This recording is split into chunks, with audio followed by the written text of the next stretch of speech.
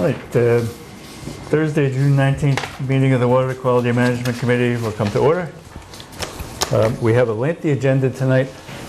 We also have something we don't have too often, which is a sort of a drop-in candidate from the town who wanted to spend a couple of minutes giving us a piece of advice on what we ought to do about Bourne's Pond. And rather than make Ron Texera sit through an hour and a half of Oyster Pond, I thought we'd give him what the selectmen give everybody, which is 2 minutes. 2 minutes. Step right up. I probably can talk loud enough, I don't know. No, you're right. You want to be on TV, Ron, they want to hear you. Oh, I was in town hall. I saw the thing about the Bourne's Pond. They want to widen the opening and build another bridge. It's an extremely expensive endeavor to do. And I was talking to, I've got maps and stuff of Walkway Bay. Walkway Bay has not changed in 60 odd years that I know of, because of the jetties, because of the Venturi action of the water flowing. When I talked to the man who put the jetties in at Bourne's Pond, they had made them smaller to create a Venturi action, but the jetties do not go out far enough, so that the sound moving, you can't push water in. Water will flow in, it won't push in, and it'll pull out. The sound will pull the water out. Case in point, where I keep my boat, end of Sea Pit. The tide, an incoming tide, southwest wind, I'm on the north side of the dock, and the tide pulls me against the dock, because the water doesn't push up the river. It won't push up the Charles River. It'll circulate and then flow up.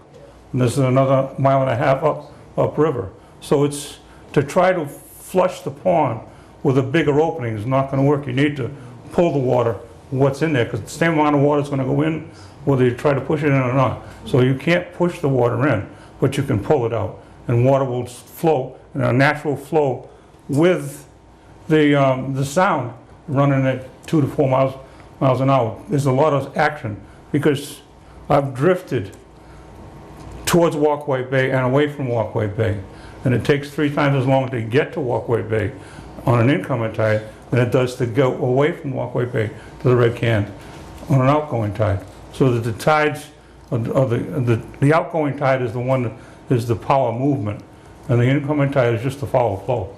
So it's a flow in and not a push in. So I don't think by widening it, it's going to help flow more water into the pond.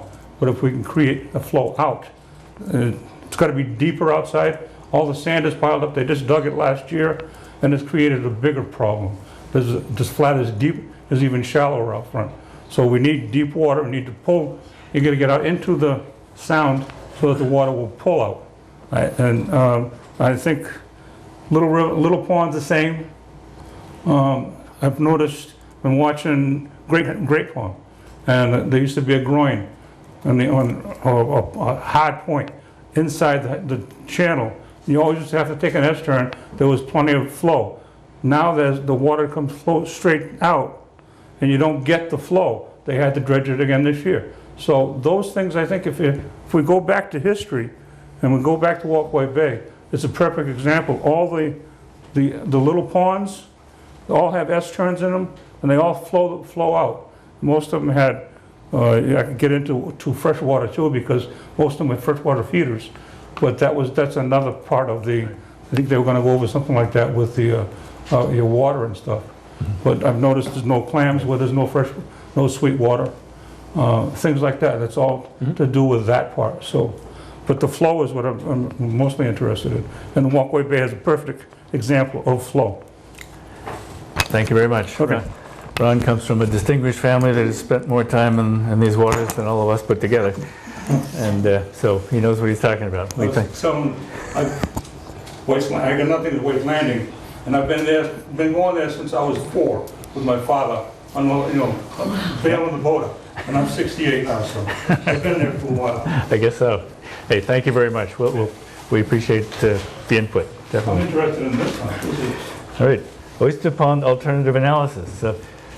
By way of history, back in 2011, when the town voted this committee into into existence and voted all the tasks that we're supposed to do. One task that was included in that bond issue was to provide a CWMP for Oyster Pond, and so the town voted that at that time. The consultant's been hired, the consultant's been busy working with the community and with the committee, and this is sort of a dry run of what they have come up with so far as alternatives. The real show will be on the 30th of July at the Sea Education. Yes. I don't know the exact time of day yet, but it will be either 6:30 or 7. Right. Steve's organizing that, but we'll have a presentation there which will benefit from the input we get here tonight. But tonight is not the presentation. Tonight is sort of the warm-up and the dry run and the vetting of it with folks who care. So with that, you're on. Great. Thanks, Eric. Introduce yourself. My name's Ed Leonard. I'm with Wright Pierce. I'm the project manager for this project. We've had a number of meetings with the working group on this project, and what we've submitted to the town to date is a working group draft. We met with the working group last week. They said, you know what, look, we had some comments that they wanted us to address, but they said we really need to get it to the full committee, and we want to get it out to the public. So I'm presenting what's in the working group draft. So there's plenty of opportunity to make it better. The Oyster Pond CWMP is a targeted comprehensive wastewater management plan, meaning it's targeted on just one watershed. The purpose of it is to identify water quality needs, identify solutions, optimize those solutions, come up with a recommended plan, and then identify how we're going to do it, over what time period, and how to pay for it. And the driver for this project is the Massachusetts Estuaries Project Total Maximum Daily Load Report. And that's a big acronym, but essentially it's the maximum amount of a particular compound, in this case nitrogen, that can be get into the pond to maintain a healthy ecosystem. So what we're trying to do is get back to that threshold as a part of this project. So this is a 3-part project. I think initially it was going to be about a 2-year time frame. We're close to on track for that. The needs assessment was done between March through October of 2013, and from October to present we've been working on the alternatives. Once we get through this phase, we'll move into the recommended plan phase, which is a bit more detailed analysis and getting into how does this get paid for, how long will it take, what will DEP allow. So just by way of refresher, just 2 quick slides on the needs assessment. As a part of that process, we looked at existing water flow data, which we had several years of information for, and then we estimated from that wastewater flow. That was about 29,000 gallons a day for the whole watershed. We reviewed the Mass Estuaries Project projections of future flows, future growth in the watershed, as well as the Cape Cod Commissions, and we met with the town planner, and we came up with basically a composite of those for future growth and future flows in the watershed, and that was just under 35,000 gallons a day. The next step was to review the needs. We typically review needs in terms of 5 categories: sanitary, for human health protection, water supply protection, surface water protection, convenience and aesthetics, which are things like mounted systems and tight tanks, generally undesirable things, and growth. And in going through that with the working group, we concluded that there was really only one, and it was only one real need, and it was surface water protection. We then prioritized parcels to address surface water protection, and it amounts to those that are within, adjacent to or within 300 feet of the water, shown in red. Second tier priority are green parcels on the figure, and then blue is lower priority in terms of proximity and direct impact to the water. So in terms of the TMDL, the pie chart on the right shows what the current loads are to the pond, and for nitrogen, and that's 5.2 kilograms per day. Of that, 72% is generated from septic systems. The remainder is non-wastewater loads on developed land, undeveloped land, and atmospheric deposition on the water itself. The TMDL is 1.44 kilograms per day, which is substantially lower. So that means we need to make substantial reductions in what's there today, as well as address what might be developed in the future. So our approach here was, since 28% of the load comes from non-wastewater sources, was let's not ignore that. We can make improvements in that and by implementing or by facilitating or working with the regulations the town's recently passed with regard to fertilizer controls. We've also been tracking atmospheric deposition, and it appears like there is a downward trend in nitrogen from the atmosphere based on the Clean Air Act amendments. So our approach was to make sure that we accounted for those changes so that we didn't try and over-predict how much wastewater we needed to address. And just to illustrate, if you tried to address the TMDL with just wastewater management techniques, you'd have to remove 77% of the wastewater load, as compared to 64% if you let some of the non-wastewater improvements do their share of the lifting, so to speak.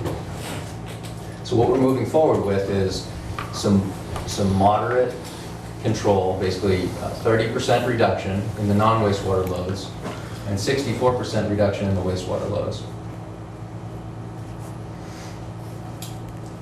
Okay, so the first step in the alternatives analysis was to identify a broad list of techniques and approaches that we could use to reduce nitrogen to the environment.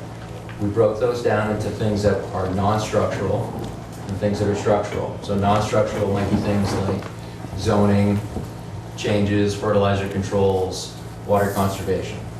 Structural would be building things, either converting Title V systems to innovative alternative systems, which are denitrifying septic systems, constructing sewers, things like that. And we looked at on-site versus off-site, what people can do on their own property versus taking it somewhere else and treating it. So this is a table from the report. It's color-coded by type. So the green is non-structural source control, the brown is structural source control, and the blue is structural remediation. So that would be, you already have nitrogen in the environment, implement measures to reduce the nitrogen that's already in the environment. So we're remedial. We categorize those again by whether it's an on-site or an off-site solution, whether it addresses nitrogen, whether it addresses phosphorus, and whether it's approved. And all these things are important because the charge for the project was find techniques that are approved or near approval by DEP, and to use what is the accepted removal percentage in developing a plan that the town can have confidence in. So we selected some what we call baseline measures, which are things that are going to apply to anything we do. And that's basically all the stuff in the green. So if it's a non-structural source control, we're going to move forward with that. And we also included periodic maintenance dredging of the trunk river itself, because flow out of the pond is critical to maintaining water quality in the pond. The other things that we included on the remediation side were the town is an MS4 community, which is a stormwater thing, another acronym, but stormwater management. So best management practices with stormwater are going to help reduce the inputs that come from stormwater. Phyto buffers are basically vegetated buffers between grass and water, or pavement and water. Fertigation and phyto irrigation are things that the Cape Cod Commission terms that they coined, but it's essentially using nutrients that are in the groundwater from septic systems or from a treatment plant to then irrigate grass in lieu of fertilizer. And then the last one is pond mixing. Is something that certainly isn't a foregone conclusion. It's a concept that I'm not going to talk about now, but we can get into in Q&A if anybody wants to. So in terms of on-site systems, it's everybody knows what they are. It's the thing in your backyard. when somebody says, how much does it remove, it's really important to ask about the question from where? Like, at what point in the pipe are you talking about? So a house, what comes out of the house is usually 60 milligrams per liter total nitrogen. And so what we have on the left is what a Tidal V system does, and this is what comes out of the leach field. What a standard denitrifying system will do. A standard system that's been enhanced for TMDL compliance, which basically means you pay a lot closer attention to it. And then advanced, which is something I just made up, that basically means you make it more robust. You design it more conservatively. You use chemical to make it produce a more reliable result. So if you take that gradation and you consider from what leaves the house, you have some pretty high removal percentages. But if you compare it to what's important, which is what MEP says we need to remove, the numbers are a lot lower.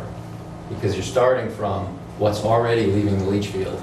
It's already getting to the environment at 35. So we need to consider a removal from there. And the other thing to be mindful of with on-site systems is they're in everybody's backyard. Everybody treats their system a little bit differently. They're home different times of day. They're seasonal, non-seasonal. Barnstable County Health Department has been collecting data since 2003. They have about 1,500 systems. This is something from their website. And it basically shows its systems on the x-axis and concentration on the y. And there's a tremendous amount of scatter all over the Cape. So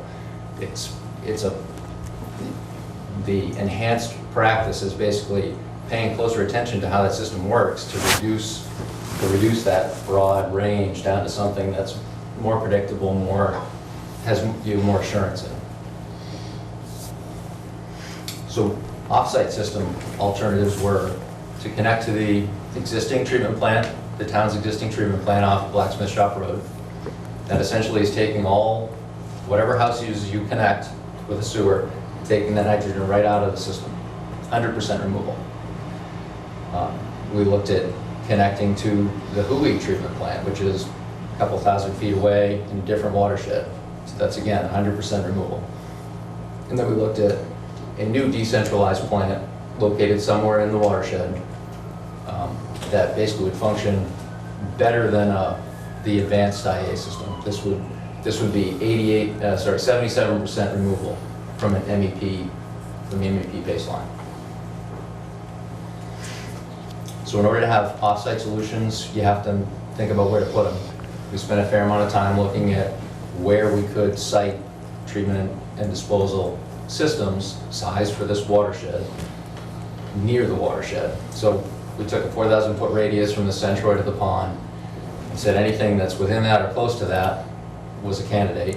We screened it for topographic elevation, depth to groundwater, soil types, did a drive-by surveys, and came up with, I don't know, I think it looks like 6 or so sites. We obviously need to review those with the watershed residents, with the town itself, with the Conservation Commission. A couple of these are owned by the Conservation Commission. And then if any of these candidate sites were going to move forward, we'd have to get site-specific information on them. To be clear, the concepts for effluent disposal are not rapid infiltration. It's not open sand beds like you might see at the town's treatment plant now, or like you might see in Hyannis if you drive by the mall. It's low profile, low grass, small system stuff, which is more in keeping with the environment there. So the point of this screening analysis was to come up with a broad spectrum of alternatives that would purposefully have a broad range of costs and a broad range of effectiveness. So we have 2 that are sewers out of the watershed, 1 that's a sewer in the watershed, 2 that are on-site IA exclusively, and 1 no, is no action. And I'm going to go through them quick because I'm running out of time. So in none of the sewer ones are sewering every parcel. So we're looking at, for TMDL compliance, 63% of the parcels, 60% of the dwelling units. And the distinction is not every parcel has one dwelling unit. Some have 2, some have 3, some have 60. So the important number is dwelling units. This meets the TMDL. It removes a significant amount of phosphorus, which was identified as an important parameter. It reduces freshwater recharge by only about 4%, so not a real significant number. Basically, it's the same thing if you're going to the Hui plant, because you're taking all that nitrogen out of the watershed. You're just taking it to a different location. The decentralized plant, by definition, you're leaving some nitrogen in the watershed, so you have to collect wastewater from more homes. So that gets us up to 76% of the dwelling units. It meets the TMDL, or removes a significant amount of phosphorus, and in this case, produces no change in freshwater recharge. For the on-site IA, basically the enhanced practice, standard system enhanced practice, you can't meet the TMDL even if you upgraded every parcel in the watershed. So we included pond mixing, which again I'm not going to talk about now, as a way to kind of make the TMDL and the MEP process a little bit more reflective of the dynamic nature of the pond itself, as opposed to a static situation that they needed to do from a modeling perspective. This case doesn't remove very much phosphorus, so that's one key parameter that was identified. It removes phosphorus, but not to the extent that the other ones do. By making these systems a little bit bigger, more conservative, more robust, we can meet the TMDL, but we're right at the edge. You know, we need most of the parcels in the watershed to convert from a standard system to this higher end IA system in order to meet the TMDL. And then there's the no action plan, which nothing happens. So everything happens as today. People volunteer to do whatever it is they do to upgrade their own system. Even if somebody does nothing, though, they still have a cost. They have to pump that system, and if you were to amortize the cost of replacing that system, you'd be spending a lot more. You would spend a lot more than you think you are on a yearly basis, and I'll hit that in a minute. So the principal differences between the plans are 3 of them meet the TMDL, 2 of them don't. One of them's Plan 4 is pretty close, but it still doesn't. Plans 1, 2, and 3 involve sewers and off-site treatment. Plans 4, 5, and 6 are on-site treatment. 1 and 2 remove wastewater from the watershed entirely. The other ones don't. Plans 1, 2, and 3 remove significant phosphorus, whereas 4, 5, and 6 don't. So there's kind of a broad range of what these plans do and don't do. What they all do is include the baseline measures that I talked about. And in any of these can include eco-toilets, where a homeowner might want to and the town agrees. It can include fertigation or phytoirrigation as an add-on to any of these approaches. And any of them can use mixing or alternative criteria, which we've talked about in the past, as well as my new term, dynamic compliance location, which is the opposite of what the TMDL says. TMDL says at 4 meters depth at that location, you need to have this, XDO. And the pond has a stratification layer that goes up and down throughout the year. So the dynamic compliance location would require DEP approval, but it allows that DO to float at the stratification layer. And DO is dissolved oxygen. Dissolved oxygen, thank you. So we have concept layouts, pipe lengths, numbers of units. We developed a cost model with unit quantities. Based on those, we used capital and O&M costs from the Barnstable County Cost Report and cost corrected those to current dollars. And then we used planning level allowances for things like engineering, site investigations, legal contingencies. So I think I said this before. We looked at current flows, future flows. So we came up with a plan that could be implemented over time. Any of these can be. But the capital costs are based on the current and future needs. So these costs are the aggregate divided by the total number of future dwelling units in the watershed. So if you had a conservation easement, you took a parcel out of development, these numbers would all change in a downward direction.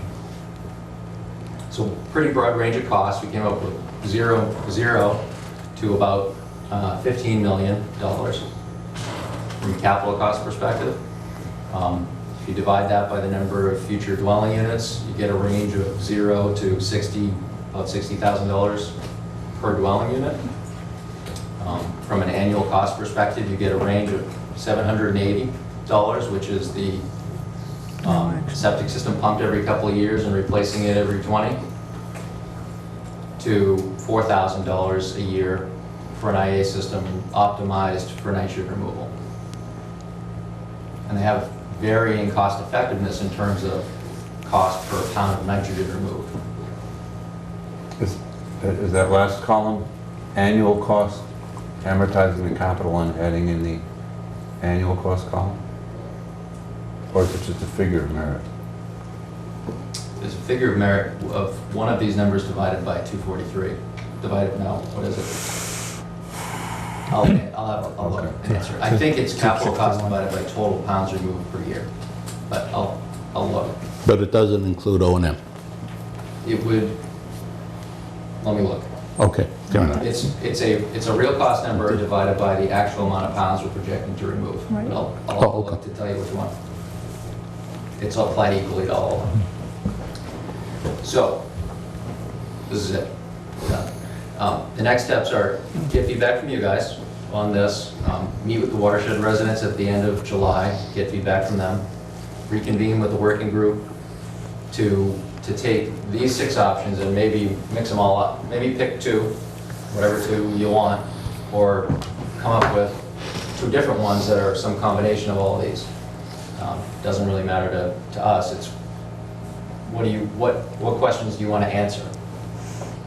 And then move into that next step, which is the how much, how long questions. So I have a bunch of other pictures and stuff of questions that I figure might come up, but I give it back to you to. Yeah, why don't we wait and see what the questions are that come up? The neighbors, well, let's get the committee, or do you want to let the neighbors go first? What's your pleasure? Steve, this is yours, baby. Let the neighbors go first. Yeah, why not? Bill. Yeah, get that man a microphone.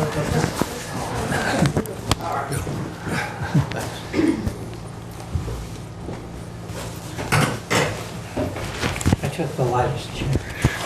That's to drive it. Look so far.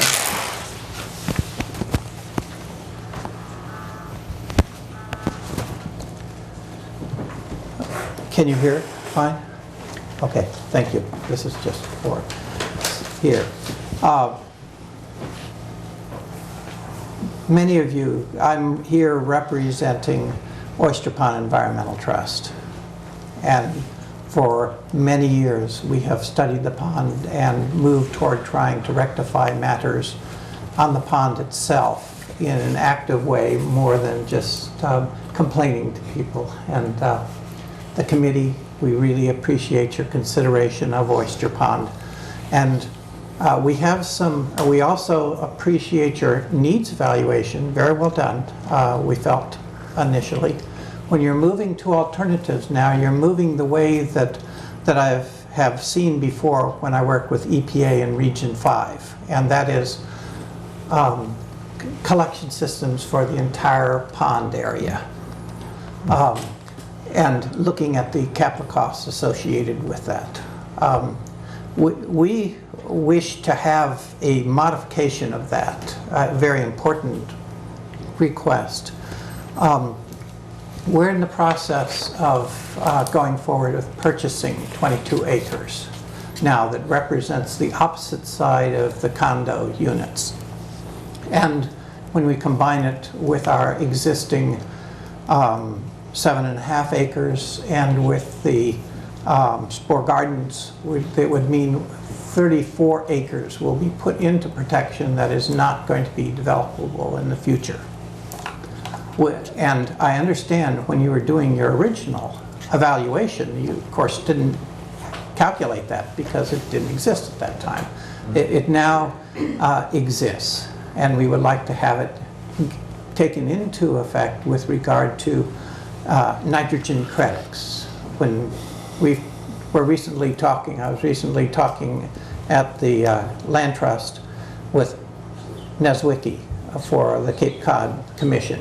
He felt that acquisition of land can be considered a reasonable purpose for removal of nitrogen within the area. And he feels not only from a standpoint of removing the potential for development, that could be 70 units per acre. On the opposite side, you have 62 acres. I mean, 62 residents now, residential equivalents in the condo unit.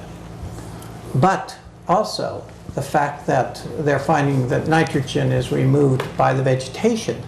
So it's not just stopping the development with the sewage, but it's also removal of the background watershed nitrogen that should be considered for nitrogen credits.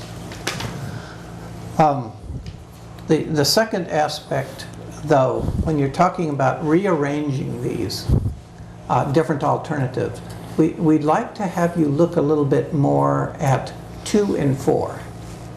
Now, I recognize in number 1, going to the town, you didn't elaborate on that, but obviously gravity feed collection systems throughout the entire pond are an enormous undertaking and far too costly to consider. So you made a very good case for the low pressure sewer considerations. I think that's very appropriate. And so have other people from Pre-Tops commented on that.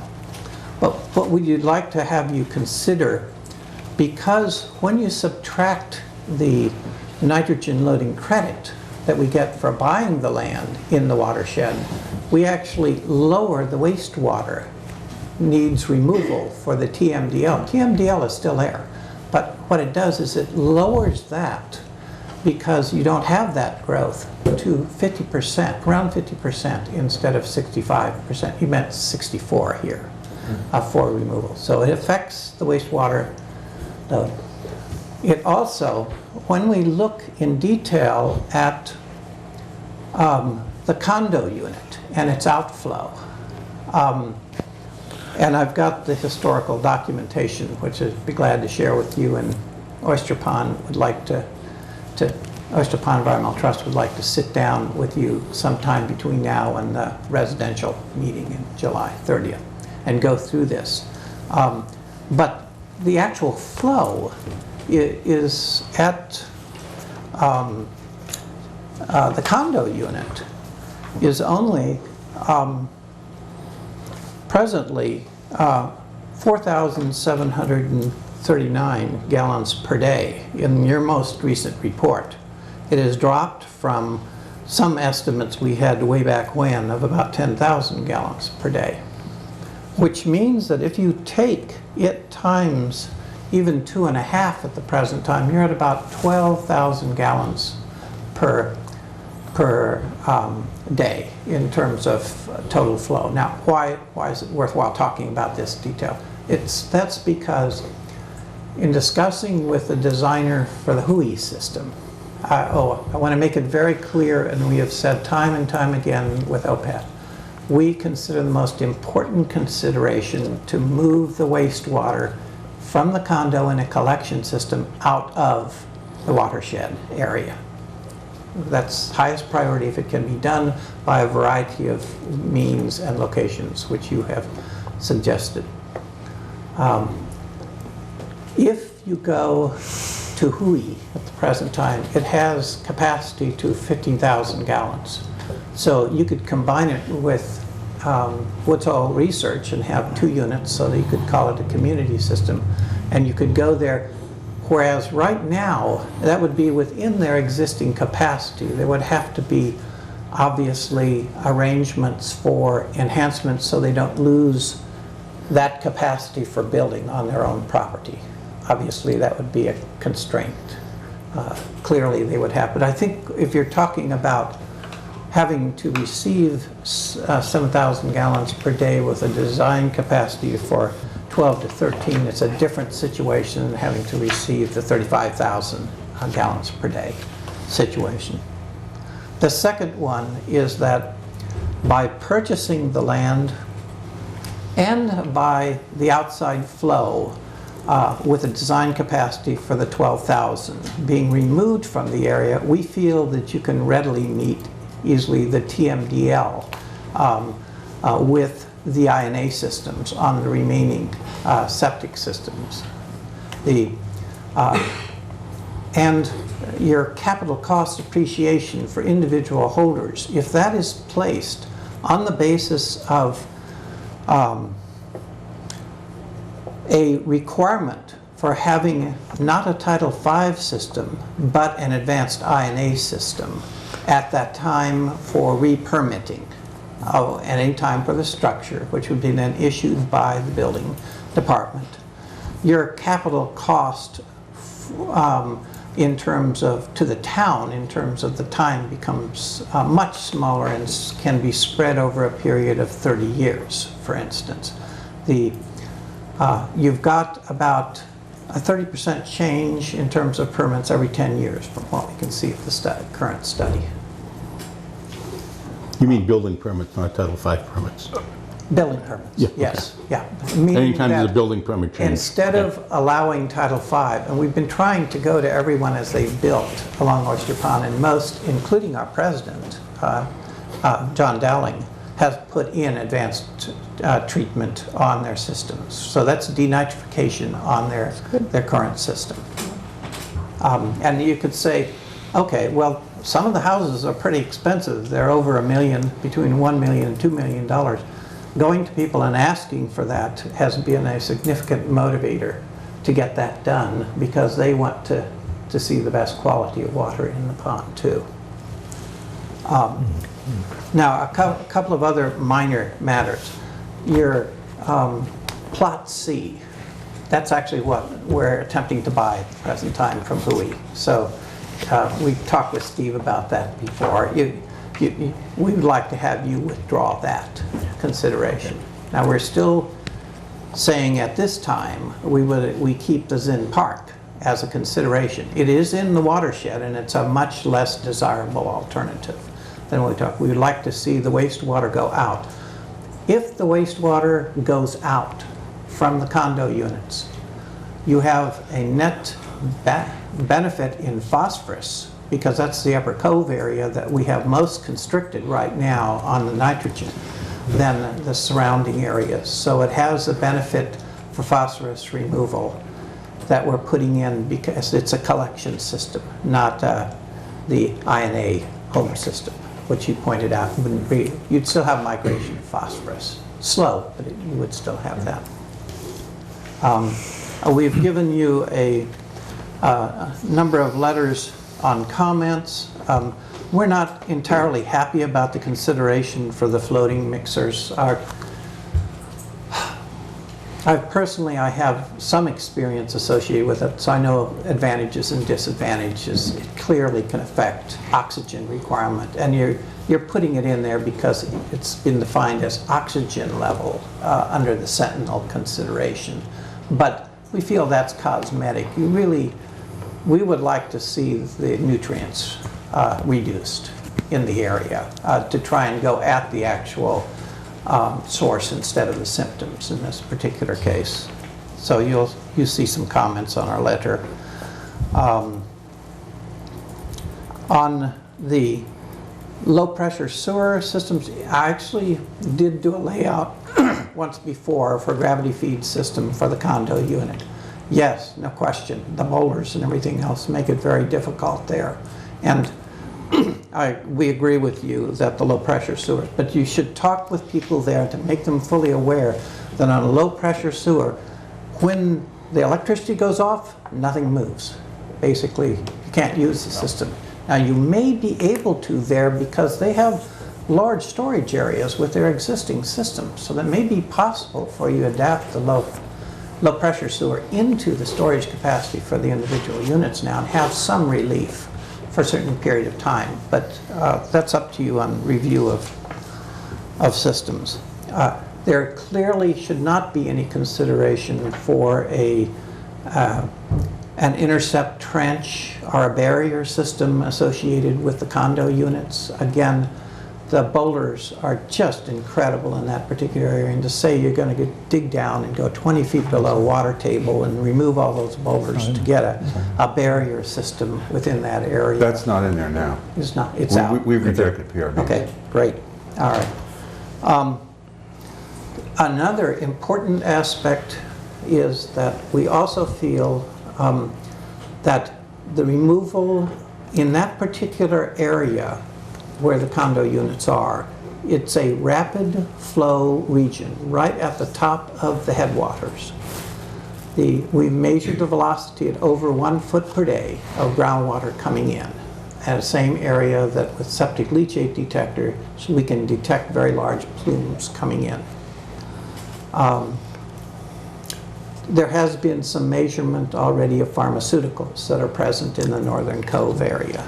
So we feel that there is a need not just to remove the nutrients, but there can be a good case for the interception with a collection system and moving it away from that area where the groundwater is so fast. Because other things are coming into the pond beyond that, just of the nutrient load that you're having to address with the TMDL. We have other minor comments. Yeah, Bill, we got a lot of people here tonight, and if you could hold the minor ones, maybe we could give everyone else a chance to weigh in. Yep, I'm not gonna. You have already some comments. We'd be glad to talk with you in more detail on. And if you could submit the flow to us, because that should be the easiest to resolve. We use actual flow, so your actual flow should not be different from the town's actual flow meter. So, That's right, that's a key issue. I mean, it's, you know, But we do importantly want to discuss the capital cost situations, because we have gone through costing before of a system tied into the condominium units with treatment across on our own property area that was on the order of, doesn't include all the full cost, amortized cost, but it basically was more on the order of about $2 million. So you get a situation where you go to much higher costs when you go completely around the pond. In many cases, you're connecting up houses that are 200-foot distances for connecting. They're relatively low density in many areas around it. Okay, thank you. Good. Bill, the microphone before you stand up. That's right. Yeah, don't take it with you. Okay. Anyone else from for the Oyster Pond area who would like to speak? Just step right up to the microphone and attach it to your collar. Maybe trade chairs. You get another chair. Here, this will be quick. I don't really need to sit. I noticed that... Your name? Oh, I'm sorry. I'm Richard Hale. Okay, up to the microphone a little higher there. Thanks. Okay. This is not for us, it's for the nationwide TV audience. Okay, great. My name is Richard Hale, and I live at Treetops. But I noticed that end of July, there's going to be a meeting to gather input from residents. Between now and then, what planned activity is there to educate the residents who need to give input? Because this is a very complex topic for people who haven't been, wading in it for the last few months. No pun intended. This evening is the plan. This is the first rollout of it. We're happy to have enough people from the area here to make some comments, and we'll take what we get tonight and improve the presentation and roll it out again at the end of July. And I will also be happy to take, you have my email address. I do, yes. Be happy to take comments in between and agglomerate them and pass them on to the working group. Yeah, I feel, I feel totally unqualified to give input. I'm still sort of, learning. I know there are some people affiliated with Treetops who have been more involved, but the people I talk to really don't, they understand the need, and I think in theory and concept they support an effort. when it gets down to what it does it mean to me, as everyone knows, that's where people kind of start to get cloudy about how they would say we need to move forward. So, Sure. I mean, it sounds, I know treetops is sort of a focus area, and I think that it would be a good idea if there would be some way to try to communicate, with that group of residents if they are going to be impacted sooner or differently, or in some fashion that would require or where they would benefit from getting information in a different form from the town in general. Please understand, there is no time frame here. Understood. There's no deadline. We have a lot of time to do this right, and we're looking at Oyster Pond as kind of a project where we can explore things in a leisurely way and new things and do things differently. We're not under the gun. DEP is not pushing us on this. We're doing it because Oyster Pond wanted to do it, right. And because there's a lot of knowledge about Oyster Pond available, and there's a lot of people who care about Oyster Pond. But believe me, there was no deadline. There was no time frame for dollar figures to be foisted on people. It's wide open. Okay. Eric, Steve. let me also speak to your question, and more specifically that timeline. You heard a specific suggestion from Bill Kerfoot, and you heard 5 suggestions from Ed. And one of them is the Blacksmith Shop Road wastewater treatment facility. And for instance, I don't think Bill would object in principle if you modified his plan to just do treetops and send it to the Blacksmith Shop Farm instead of Huey. And suppose Huey said, no, you can't send it here. And suppose you can't really make that decision until you know whether you could send it to Blacksmith Shop or whether you could send it to Huey. We won't know about the capacity of Blacksmith Shop Farms until December of 2015 at the earliest. Mm-hmm. So no, I understand we're in an information gathering phase at least until then. I think that the longer people have to kind of assimilate the reality of what they may face in terms of, I have no idea what it is, so I won't even speculate, but it's viewed as a big deal, potentially financially, and then just in terms of what it takes to implement such a system. And believe me, I don't think 2 or 3 years is too long a time to be talking to people at a level that, so when it really does start to happen, they are, if not excited by it, at least fully cognizant of why it has to happen and fully understanding of why it costs what it costs. Thanks, John. I was just going to suggest that between now and the July 30th meeting, suggest to your neighbors that they look at the reruns on TV of tonight's presentation by Ed.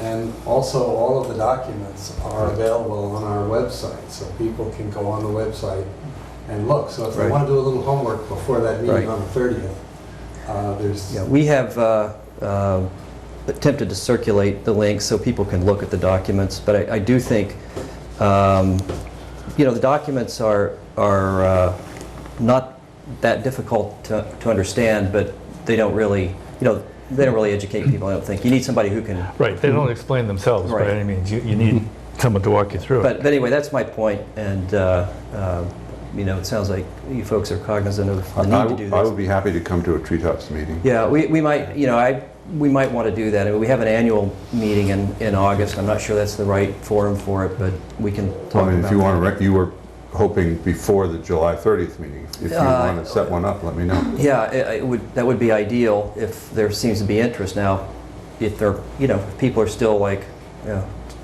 there are people, at treetops, the trustees or whoever are going to take care of this, and they don't want to get involved, then so be it. But I do appreciate that offer, and also keep in mind the following yin-yang of politics.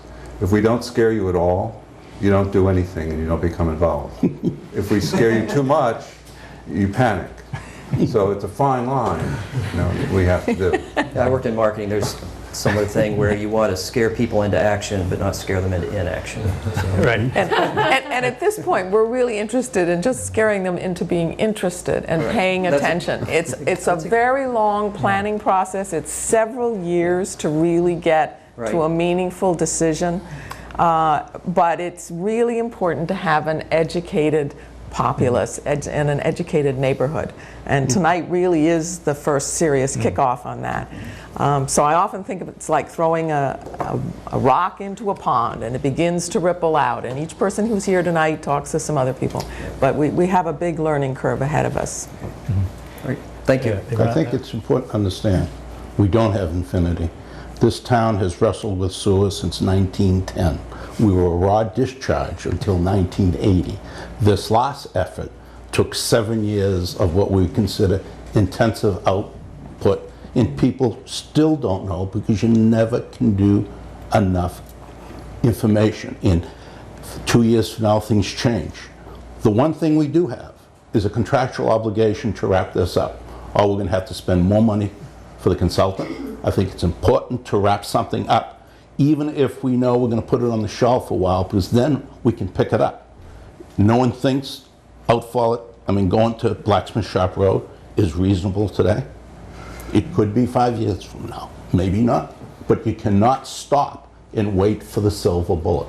We have to try to meet the contract obligations and try to meet your need for information.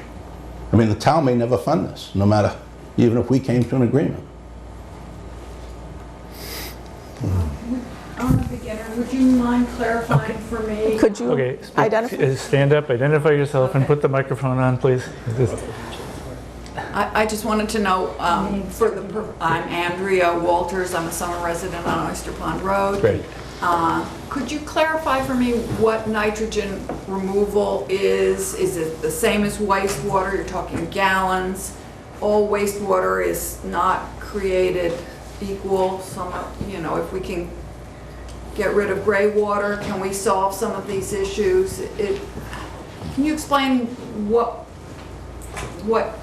nitrogen is as measured? Sure. It's, Microphone. nitrogen is in the wastewater that goes into your septic tank, comes out of your leach field. It comes from different sources, from human waste, from kitchen waste, showers, laundry, in different fractions. The primary version, or the primary contributor is human waste portion up at the black water portion. And so when we're talking about collecting nitrogen or collecting wastewater, we're really talking about it in aggregate. But there are ways to source separate through eco-toilets, and having black water and yellow water go into separated out and treated differently. And then gray water can be disposed of through the conventional system. So That's what I'm hoping we can do. Can you speak more to those? Well, at this point, the town is conducting a specific study, this group, on eco-toilets and the costs and the effectiveness of them in this town. So I'm not sure what the schedule of that is, when it's expected to be completed, but we've been talking with the town working group right along about integrating whatever those findings are into this project. And I did reference it that whatever plan we implement, eco-toilets and source separation at a house can be added on or built in to any of these plans to the extent that the homeowner wants it and the town approves it. So it'll definitely be in here as long as the town supports it based on its ongoing study. Does that address your But question? when we see gallons, we mean gallons of wastewater, and it could be showers and it could be toilets. It is showers and toilets and sinks. That's when you see They're all gallons in together. the report or on They're all together. this, it's gallons of gray water. It's the aggregate of all of it. Right? Because if it was yellow water, the numbers would be one is like a liter a day. I mean, it's tremendously small volume Yellow water's urine. urine. Well, no, I heard gray and black and urine. Yellow, I just, I think they knew We that. talk about I wasn't nitrogen like it's an evil thing that must be removed. On the other hand, sometimes, you know, we want nitrogen. Well, it's only, in this case, it's only considered an evil thing that must be removed because the amount that goes into the pond it's a fertilizer by definition, or in the environment it's a fertilizer, and there's too much for the pond. We don't want it in the ocean, but we might like it in the garden. Right, and so finding a way that some of the techniques that we talked about, fertigation, phytoirrigation, are ways to get the nitrogen that's already in the ground back out of the ground and on as a fertilizer substitute. Okay, let's,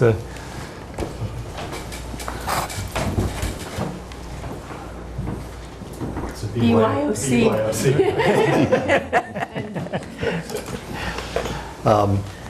Dave Fells Road.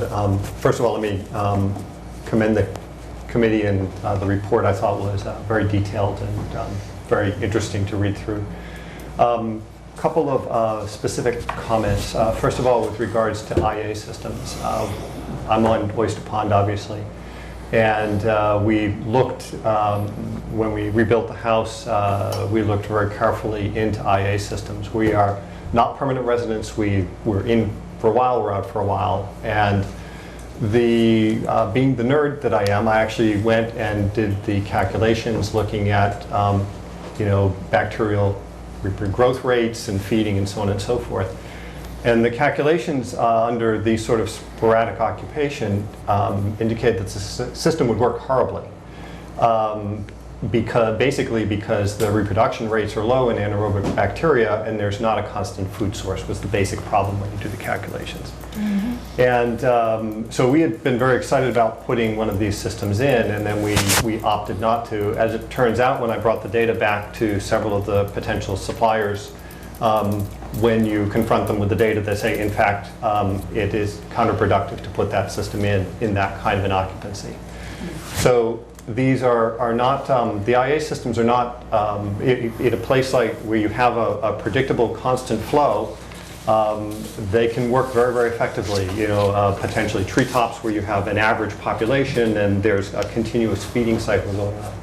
I don't know what percentage of the houses on Oyster Pond are sporadically occupied, but what you find is that when you burst these systems, they can't deal with the bursting.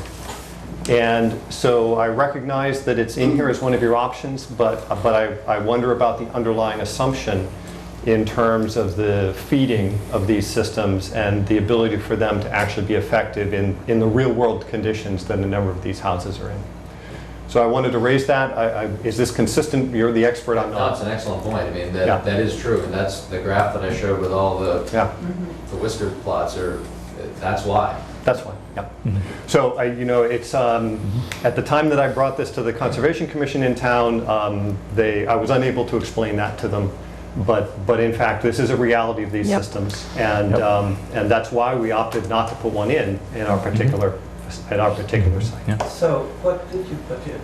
We put in a standard Tidal 5. Now, relative to that, Well, Bill. We need to have a, Yeah. Well, actually, I actually want to go on to a different topic. please do. Then we can come back. Yeah. The second topic I'd like to go on to is I've sat on, not in Falmouth, but I've sat on a conservation commission for a very long period of time in a different town. And from a technical perspective, when you look at Oyster Pond, it is what we would qualify as a disturbed site. I don't know how many other conservation members or people with conservation board experience we have here, but it's technically a disturbed site.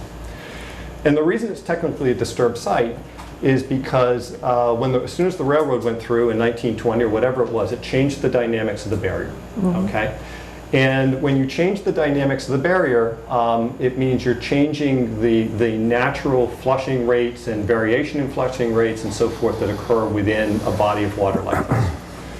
And from a conservation perspective, the way I generally behave on the board that I'm on is I prefer to see things, when possible, go to natural states. Now, nobody's going to rip up Shore Drive, and nobody's going to take out the railroad, and the sand is not going to become dynamic. That's not a realistic thing to happen, nor am I proposing that. But what I am saying is that I'm troubled by trying to manage the pond, artificially manage the pond to a specific salinity. Because in fact, that's not naturally what happens with these. This is we're driving towards a created standard that we want to maintain it as brackish, and we want to maintain it at a specific target. But I want to make it clear that that is when you look at it from a legal perspective within Massachusetts and the conservation, this is a disturbed site, and it's therefore an artificial target. What that means is that there are potential options in terms of how you deal with the flushing of the pond. So for instance, you could do things like, for instance, put in a tidal pump that essentially brought water using the tides, brought water up to the head end for injection, as opposed to allowing for the flushing and back flushing of coming off the Trunk River, where they put in the concrete dam and barrier. And I think that analysis should be done. We may find that by changing the way that the flushing is occurring, by putting in, for instance, a gravity-fed trunk, you can fairly precisely control exactly what the flushing rate is. You actually can manage the salinity, but those parameters become parameters that are fairly easy to control. And I haven't seen the data, but I'm sure that the nitrogen is much higher at the head end of the lake than it is down near the ocean side.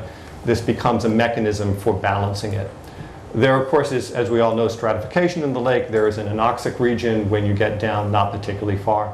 I would think that in a natural state, that would be quite a bit of fluctuation as the sand is changing, as the flushing rates are changing into the environment and so forth. And you can use these kinds of mechanisms to induce mixing in a controlled way and so forth. And I would suggest that it's worth spending some time doing that analysis. If in fact that meets the requirements, that's actually a very cost-effective solution and mechanism for doing that. And as I pointed out, from a conservation perspective, I would argue that we need to be careful, I believe personally, about artificially creating environments, right? I mean, nature is fairly dynamic in some of these environments. These kinds of saltwater ponds, brackish ponds, are actually in the real world, if you go to places where you don't have roads and railways coming across, they're quite dynamic. They change with storms, the environments are dynamic over time, and nature adjusts to that, and I'm actually quite happy and fine with that. So I would suggest there's an alternate path here that can be pursued for analysis that may in fact turn out to be a very cost-effective path, or not practical for other reasons. But this is a disturbed site from a conservation perspective, and that gives you degrees of freedom that you might not realize that you have. So great, thank you. Thank you. Mr. Chair, yes. One of the things on your reverse outfall, scientifically you're correct, everything else you're correct, but we're moving water from one body to another. That would trigger an NPDES permit. We would never get one. And once you had one, you would be that's a surface water discharge permit, National Pollutant Discharge Elimination System, and you would be under the thumb of EPA because they maintain that discharge permit system. So be careful of what we wish for. I don't think it would happen, but but from a legal perspective. But you're absolutely right from the scientific of reverse outfall. And I'd be glad to discuss with you. I know that's a bureaucratic answer, but it's what I'd say a pragmatic answer. Well, so I think that it's, so my experience with DEP is that it's always worth asking the question, because sometimes you don't get the answer you expect. Certainly, I'll ask it. I'll ask it tomorrow. Certainly we have done it. We have done it, and sometimes the answers we get back from the state are different than the answers that we were anticipating. It's a federal law. It's not a state law. Oh, okay. Well, we normally deal with the state, so. Would you say your last name again, please? Follett, F-O-L-L-E-T-T. Thank you. Anyone else who hasn't previously spoken? Join us, yes. OPET. Uh-oh, I broke it. No, it all put together.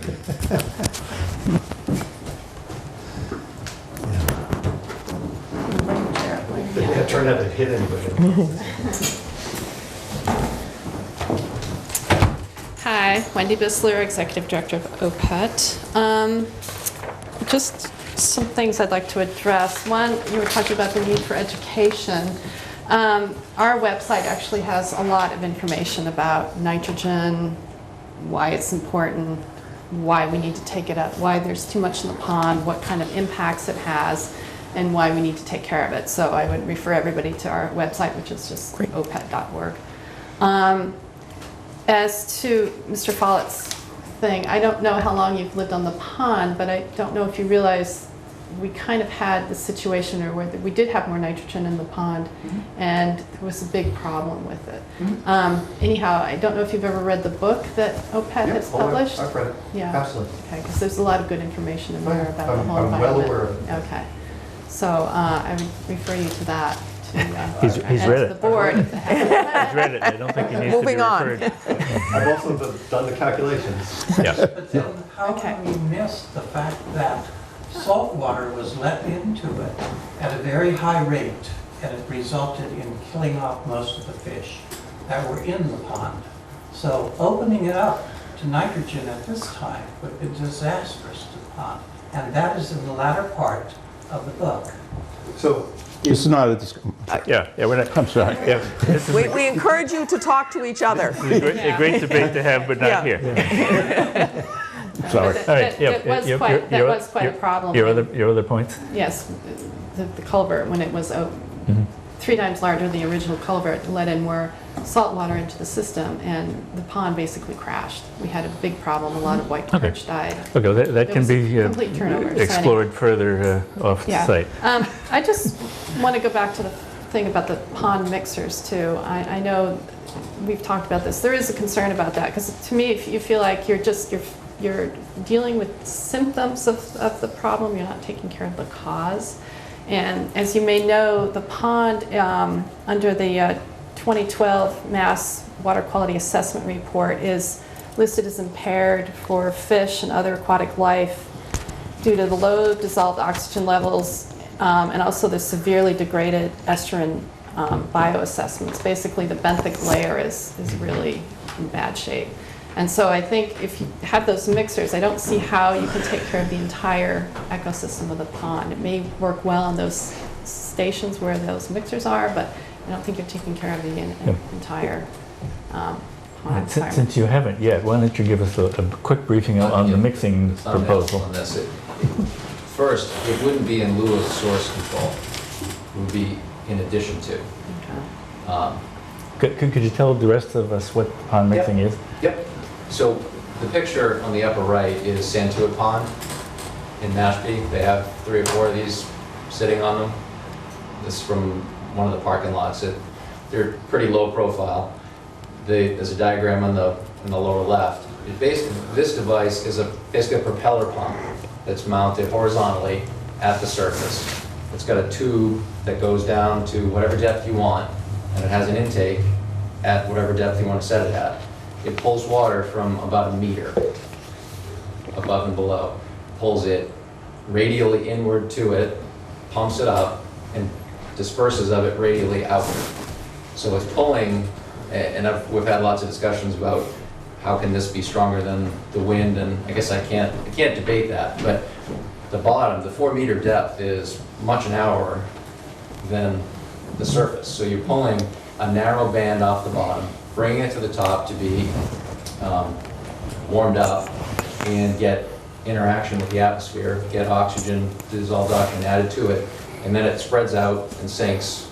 So you're just rotating it. So it's not it's a slow moving solar powered propeller pump. It's not fast, it's not electrical, obviously it would have an aesthetic impact on the pond, but it's pretty small, and I guess I'd say take a drive and judge for yourself whether you think the aesthetic is unacceptable.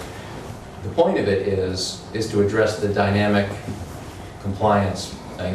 There are a couple different ways, we've talked about a couple of different ways to address the fact that the pond is much more dynamic than the modeling has been done or can allow for it to be done. So the point here is and this is done all the time in freshwater ponds for taste and odor control, where they manage a certain depth of anoxic water to keep it from causing problems in potable water. So you're basically just capping that and keeping it down low. Now, I know that stuff down low has a ton of nutrients in it. So to some extent, it's a bit of an experiment. But what happens every year when you get the turnover due to either high winds or overwash, it happens, and it happens all at once. And it smells when it happens too. Yeah. Right, but when it happens all at once, you're injecting a very high concentration of nutrients into the water, and you're virtually guaranteed a bloom. In this case, I guess this would require MEP modeling, and it would require DEP approval.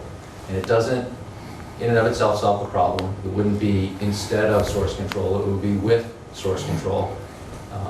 And the payback is potentially large, because if you, it could be, you know, half of the homes wouldn't need to have alternative wastewater management.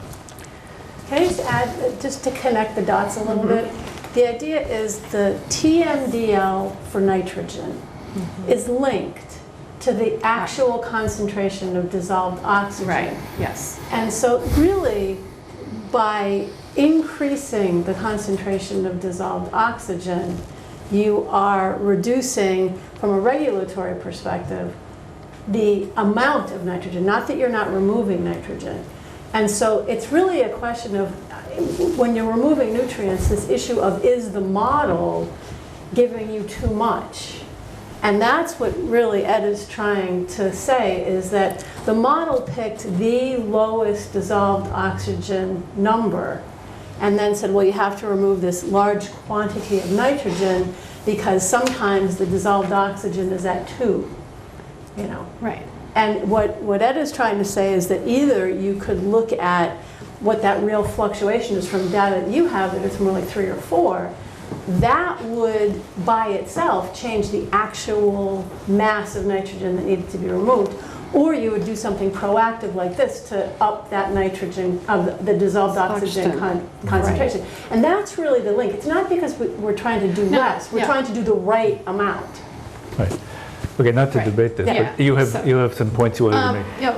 Yes, so I had curious about the capital costs that you had per dwelling unit. So that's if you're, the 5.8. You can put that back. Yeah, is that assuming that the homeowner is carrying 100% cost of the? Yeah, this is not, this has nothing with regard to shared, town like the share, town, homeowner share, betterments. This is just raw per numbers. unit. That's the next task. Okay.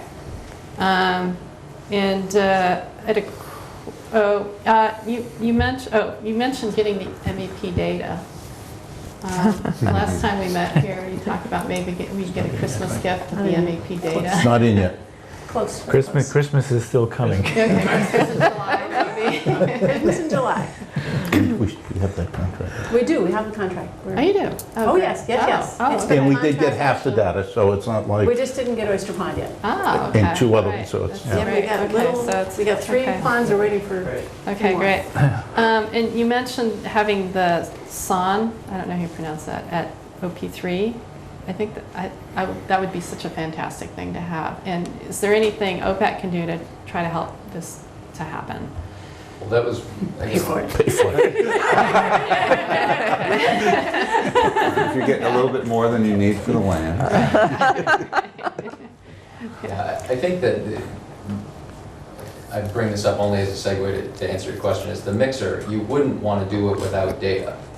Right. So in my mind, you would put a sonde in as soon as yesterday, as soon as possible. Put it at the 4-meter depth so that you can keep track of what happens above and below. And then next year, the mixer, if you bought the mixer, it costs $60,000. You can rent it for a year for $25,000. So Steve has asked me 100 times, if you spend X, what's the probability of saving Y? And this one has a fairly large payoff. I mean, you're spending money for a sonde, some engineering money, maybe some legal money to talk to DEP, and maybe a mixer, maybe rent a mixer over a couple of years to potentially cut the nitrogen removal from 64% to 48%, I think was the number that's in the report. And that, an equivalent annual cost in this middle one, it's like, it cuts those in half. Well, how much does the sawn cost itself? I don't know what it's costing to buy Rent one. them for $1,200 a season to rent them. Yeah, Oh. OPED can afford that. Not really. But you have to go to it every 2 weeks to clean it and Yeah. collect Oh, you do? data. And Okay, there's a lot of download the labor that data. goes into it. Okay, so it's not, you can't get that information remotely? I don't know. Some of them, I think you can get it remotely. Right. You still have to go out every 2 weeks Clean it. and Clean it. check Okay. the sensor, because Okay. the chlorophyll actually has a sensor on it. You have to- Okay. It's fluorescent. Any other points you want to make? Brad? Just curious, has anybody talked to Hui yet? Yeah. Oh, okay. Well, can I ask a question? Yeah. We talked to Hui, and we got a fair to negative response, I would say. Okay. But something that Bill said implied, Bill, did you talk directly to Hui? You got a positive response? No. But No. remember, they had been discussed with the consideration of having to handle 35,000 gallons per day, as opposed to a situation of less We'll than still pursue 50,000 it. gallons. I don't think we ever told them a number. That's right. They generally Okay. weren't overly enthusiastic for a variety of reasons. Right. OPET, if you want to open up negotiations on your own, and fine. No. Right. We're trying to buy the land right now. One thing at a time. One thing at a time, right? Right, right. But thank you, Steve, for Okay. Yeah, thank you. Okay, thank you. One- Anyway, well, let me just see if anybody else who hasn't had previously spoken has a chance to do that. All on board? Bill, come on back. Oh, the mixer, which was installed. Mike? The mixer, which was installed on Santuit Pond in Mashpee. The DEP reported back, actually, there were still algal blooms going on in the pond area. And that is part of our reason for saying that the nutrients had to be removed. There was no attempt to remove nutrients in that 4-meter area. So what happens is you can change the algae type as a result of increasing the oxygen content. And if you don't remove the nutrients, you can just create different forms of algal blooms. Is this the Mashpee project? Yeah. That project was put in without consent of DEP. So there could be a number of reasons why it hiccuped. And yours might be a very valid reason, but it goes on to say that you have to coordinate with everybody, and then a few more people. Yes. Right, that was definitely without DEP approval. That was- I think the homeowners association just said, we gotta do something. Right. And they just did something. And I would only say take a drive there to see what it looks like. Any other comments from the committee? Ron and then Steve? Thanks, Eric. I just basically, well, one thing I think is that your presentation, right, which was very good. Thank you very much, very detailed and concise, very good. But one thing is that I think for the benefit of the residents is that it'd be important to include sort of a regulatory slide or explanation, such as the notion, that there's a town bylaw that says if a sewer goes by your house, a sewer line, you have to hook up to it.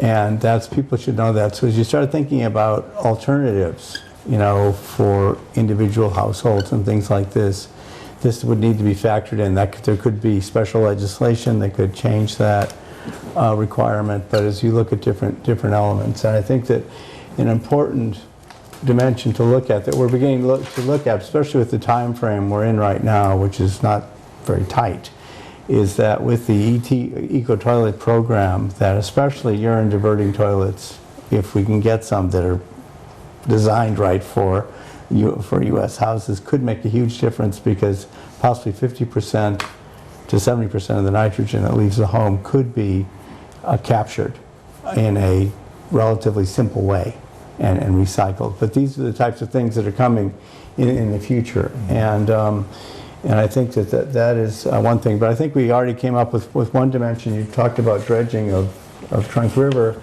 And I think that weir kind of that's in place may essentially, outside of basic maintenance dredging may make that kind of a moot impact because of the importance of that weir with regard to salinity control. Yeah, there are times where the trunk river gets above the weir, or so the backwater. Well, right, no, well, it should be. I mean, it does need some salinity coming in because probably many of the coastal ponds have a freshwater inflow rate that has a volume basis of turnover of like once a month.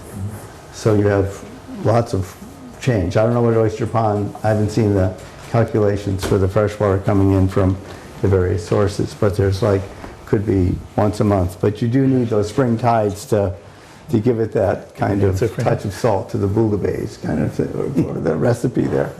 But I think that that's important, that people need to know, particularly in the community, about the regulations and the required, you know, what would be down the road. It's just not a major part, but just so that people are aware of that and what options may exist. And I was also thinking, well, anyway, we won't go into discussion about the solar bees, but anyway, thank you. Steve, would you yield a minute to your neighbor? As someone who sees the weir on a regular basis, the issue is that in the winter storms, the eelgrass comes in through the river and builds to a higher level than the bottom of the weir. So it's not uncommon for the weir never to, it's basically, it's not the lowest point, so it's not functioning the way it was designed unless you pull all that eelgrass out of there. Having worked with OPAD a few years back when we tried to do that manually, it was a brutal job. But that's I agree completely with you that the weir is not working the way it's designed, in part because there's a natural damming process that's occurring with the eelgrass coming in. Thank you, Steve. I just wanted to make one point about the solar bee mixing there, because there seem to be some statements that lateral mixing by the wind and the waves is there, so why do you need this? I think everybody agrees that there's stratification, that there isn't vertical mixing. And that's what the solar bee does. And everybody agrees there is lateral mixing from the wind and waves, and that's why a finite number of solar bees in particular locations are all you need, because then the wind and the waves take the material that it moves vertically and mixes it horizontally. So that's how you reconcile those two different ideas. Okay. Yeah. Any other comments from anyone on the committee? Any other comments from anyone from Oyster Pond? If not, thank you very much for coming. We'll see you on the 30th of July. And bring your friends. Bring your friends. All right. Or email me sooner. Yes. Oh, one thing, Mr. Chair, and I'm not sure we can do it, but if we could get some simplified questions and we can come up with simplified answers, like, did we contact Huey, or whatever. It just, you know, something, a one question thing, and we have a 3-sentence answer to bring people all up to speed. You can still disagree with the answer, but I think it could be educational. Okay. Sounds good. If OPEC could send us the questions. Thank you. Okay. Okay, Ed, thank you very much. Thank you, Ed. Thank you. You can turn the light back on. Ron, can you just flip that light on? Oh, yeah. Thanks. All right. Interesting discussion. That was very interesting. It's good. It's good to have people who are Thank you for coming. Yes, thanks. I'm thrilled that you guys. Great. Well, it's a long haul. I understand. Oh, and every one of these options has killer issues. I understand. So, but we get time to think about it, and it's a good place to think about it. So I think it's a productive discussion. Yeah. Oyster Reef Viability Study, discussion and vote. John, Sia, Ron. This relates to the application that the Conservation Commission approved to do a survivorship sampling for the Oyster Reef experiment. I can kick it off. You want it? Okay, sure. And just say that I don't care. we met with the Conservation Commission to get a negative determination. So we filed an RDA, which is a request for a determination of applicability. And it's a determination for applicability to have to submit a notice of intent. A notice of intent is a fairly long, you have to notify abutters, it's a big process. But we did this last year for the survivorship. And we did it for the Little Pond Oyster Project. Right. But we did not have to do it for the viability study where we were just putting a few bags out. The committee was putting a few bags out for the. So the RDA that was submitted was just to see if conservation would give us a negative determination, and they did. So they said, no, you don't have to submit a notice of intent, which means that if we want to do a little bit of experimenting this summer with this other way of growing things, we have their blessing. And that's the only reason that we filed the application. It was an administrative step that we wanted to take so that if we wanted to move forward, if the committee decided that it wanted to move forward with any kind of experimenting, we had Conservation Commission's assent and didn't have to file a notice of intent, which we do not have to do. So that happened last Wednesday. Right. So the question for the committee tonight is, do we want to go ahead with an oyster reef viability study? Could you describe it in a little more detail, just so everybody knows what it's going to look like if it were to go? And you know, the how this can actually be is really up to the committee. There's many ways to do it. It's really the idea of, we've got an oyster aquaculture demonstration with 2 years of with looking at what happens over the course of a couple of years. Would it be worthwhile to look at reefs after Kurt Felix's visit? So the idea is you take something called a remote set. It's something that's prefabricated. It's it's shell with spat already attached to it. And you buy it for $12 a bag. The bags are like this. And then you put it in different places and see if that sort of small set of an oyster seed actually grows and expands and turns into an oyster. So it's called spat on shell, or it's called remote set, and it's a standard product. The local Division of Marine and Environmental Services has actually used this for decades. They've been looking at this remote set stuff for a long time in different ways and for different reasons. So it's not new to them. But for our purposes, the idea was it's sort of a simulation of what would happen in a natural set. And what happens in Wellfleet is they have plenty of seed that is released naturally. And so what they're doing is they're putting out the substrate, and nature's sort of doing the rest. And in our case, we don't have areas in any of our coastal ponds where this is happening naturally, so that we'd have to introduce a pre-manufactured attached seed on a manufactured structure. And so we thought a good way to start would be buy the remote set, put it in some trays of a reasonable size, probably what we already have around, because DMES has the equipment already, so we wouldn't have to buy anything. Put it out in areas that Ron actually. That wasn't a comment, that right? Sounded like a hungry computer. That was a hungry computer. Anyway, so the idea would be to take this pre-manufactured product, and Matt Weeks has really graciously taken Ron and me out to look at these different ponds to figure out where it might make sense to do. Okay, so where would it make sense to do? We're working on that. Okay. I think in general, Ron and I have not gone to every west and south-facing pond, but we've done most of them. And I have put together a You sent around some maps. Well, so those were areas that, in a preliminary way, seemed like places that would work. So the places that were in the RDA to Conservation Commission were Quissit and Great Pond and parts of Bourne's Pond, and there's one other side, and Snug Harbor. So are we limited to those 4 places? Unless we go for another RDA, yes. Oh, yeah, well, we're not doing that. So in those areas, but Division of Marine and Environmental Services has already been doing something like this in other ponds. So I think between what they're already doing under their propagation permit and what we have approval for, I think we have some flexibility to determine which ponds make the most environmental sense. So, from looking at it, and I think Ron should chime in here at any time, we've sort of gone through, we haven't looked at Quistit yet, and we haven't been to Great Pond. So those are the two that we haven't been to yet.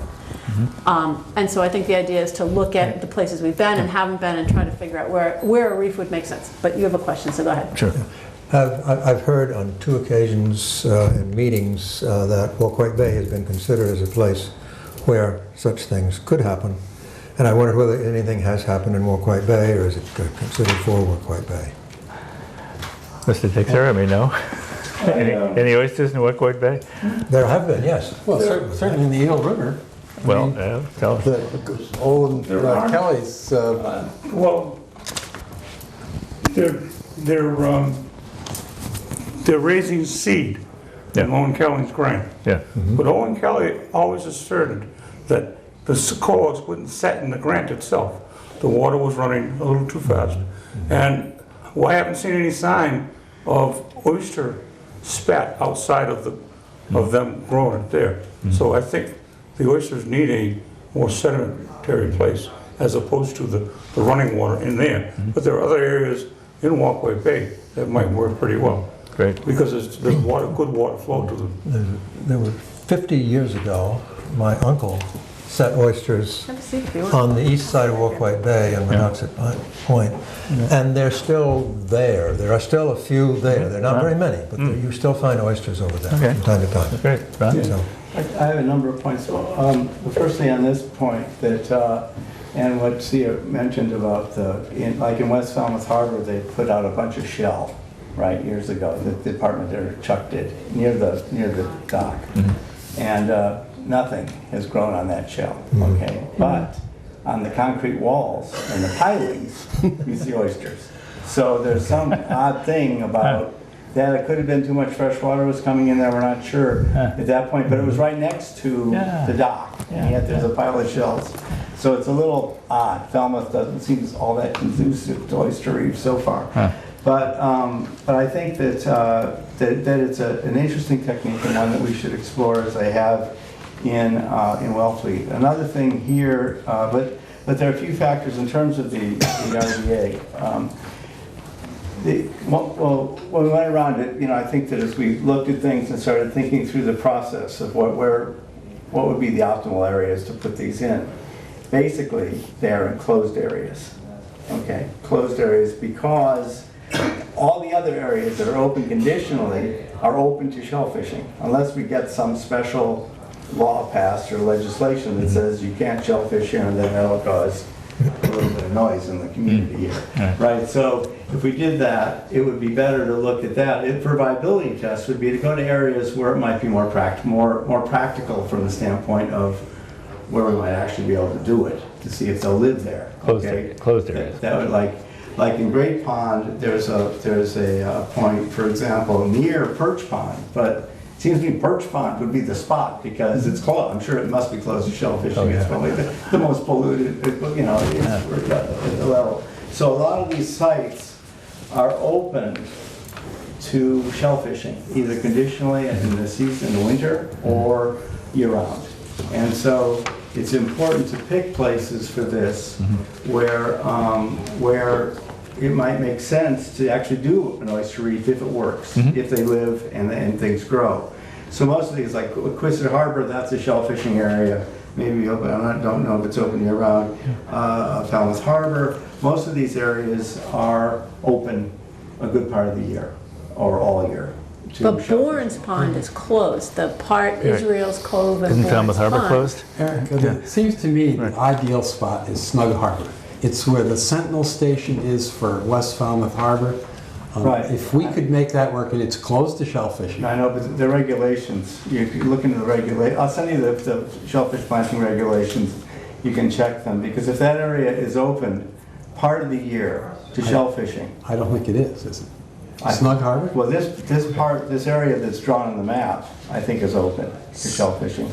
It's not quite in Snug Harbor, it's next to it. All right. Well, in the course of picking the sites, we're going to pick the ones that are closed. If I may, there's just as far as the Snug Harbor area, so one of the things about West Falmouth is because it's so open to the ocean, there's a ton of starfish in there and other predators. So what we saw, which I thought was really interesting, is that the reef, the stuff that's growing naturally, gets to a size and then it's gone because of predation. So it may be that a reef isn't optimal. I mean, Matt Weeks was sort of saying that, because the predation on that reef is going to be so significant that it's not going to do what we really want to do. On the other hand, if we are relaying at huge concentrations, so if we grow up our seed in Little Pond, say we have 1 million, we can put a very high density of bottom plant in that area and achieve that same goal of getting our oysters up to 3 or more inches, not in a permanent situation. We're getting off point a little bit, but Well, that's a good point.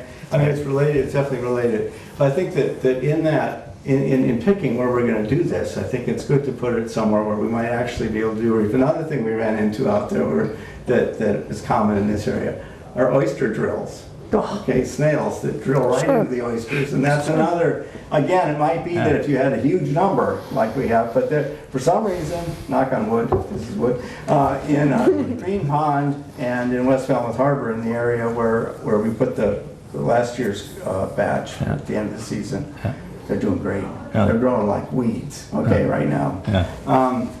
And we don't see much impact from predators.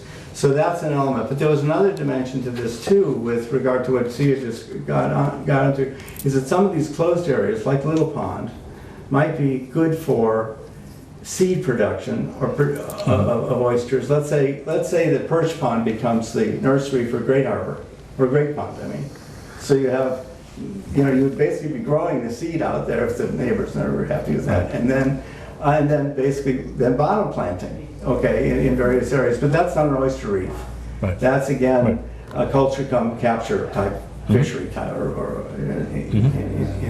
so that's what I think is a way of thinking about this, and it might be that in these, if we did develop, this is down the road, but if we did develop these nursery type or seed or production units, I mean, underneath them we might put cohogs or something else as another nutrient thing, although there could be an issue about attractive nuisance and things like this that would draw in people to fish them, because the main thing wouldn't just be for filtering. So I think that in this this application we may need to get a quick amendment, but finding places, selecting those spots that are closed because they're closed all the time, and therefore there wouldn't be this conflict in the future. If they did live and did what they were supposed to do, we would have a spot where we could then go further with it. But if it's in an area that's fished, then we got a problem, because they won't stay. What's our timing problem with this, as far as? We don't have a timing problem. Okay. So I think Ron and Matt and I should continue our due diligence, and like I said, I put together kind of a draft of, we learned so much when we were out there. I tried to put it on a piece of paper, but I just sent it to Ron and to Matt for their input to get it sort of accurate.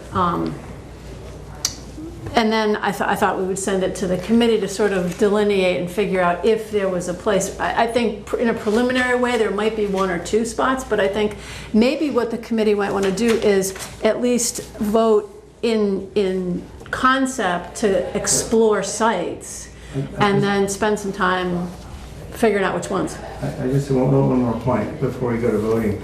But on the, I've been talking with Rick York and others that oysteries can become reservoirs, as he termed them, disease reservoirs for oyster disease.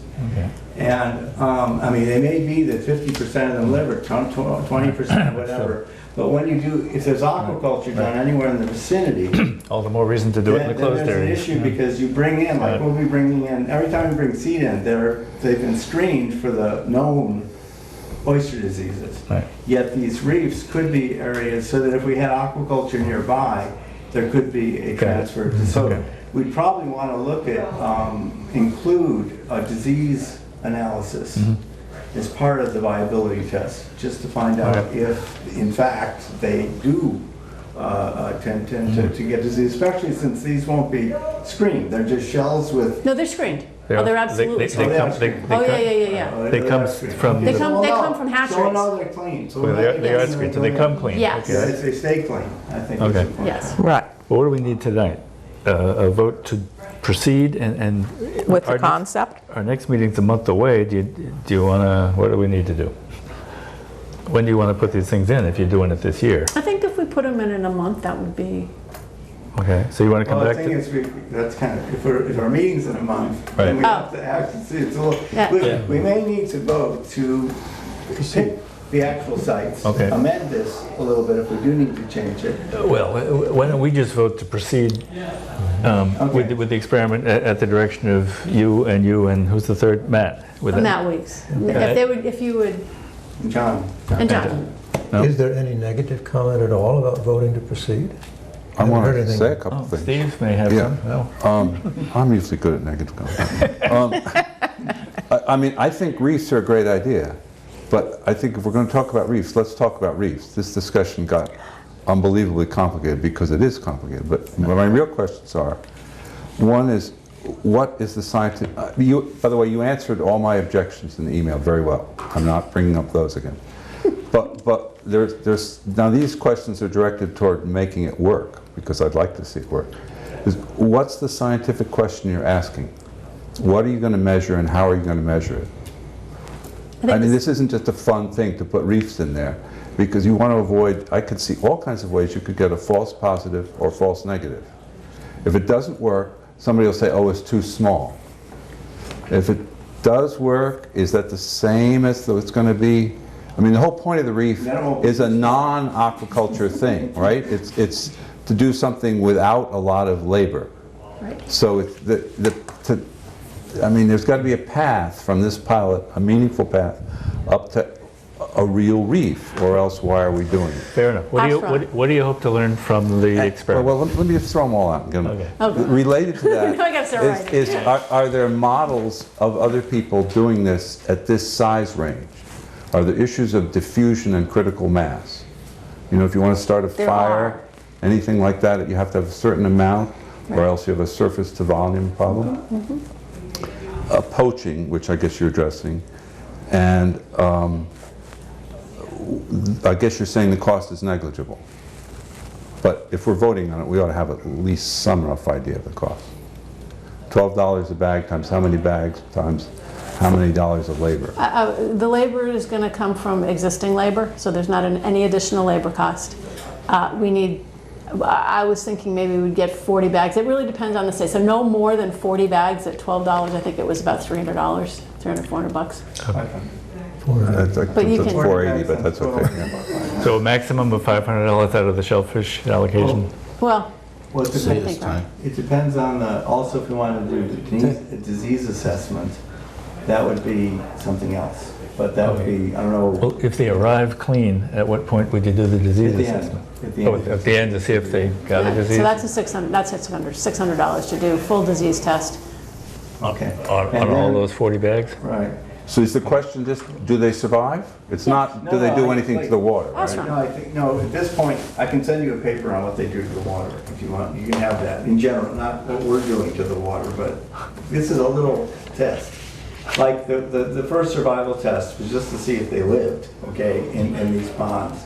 The oysters in a few bags. It's the same idea. But in this case, we would look at not just, we have the shells with the attached oysters to them, okay, the small ones.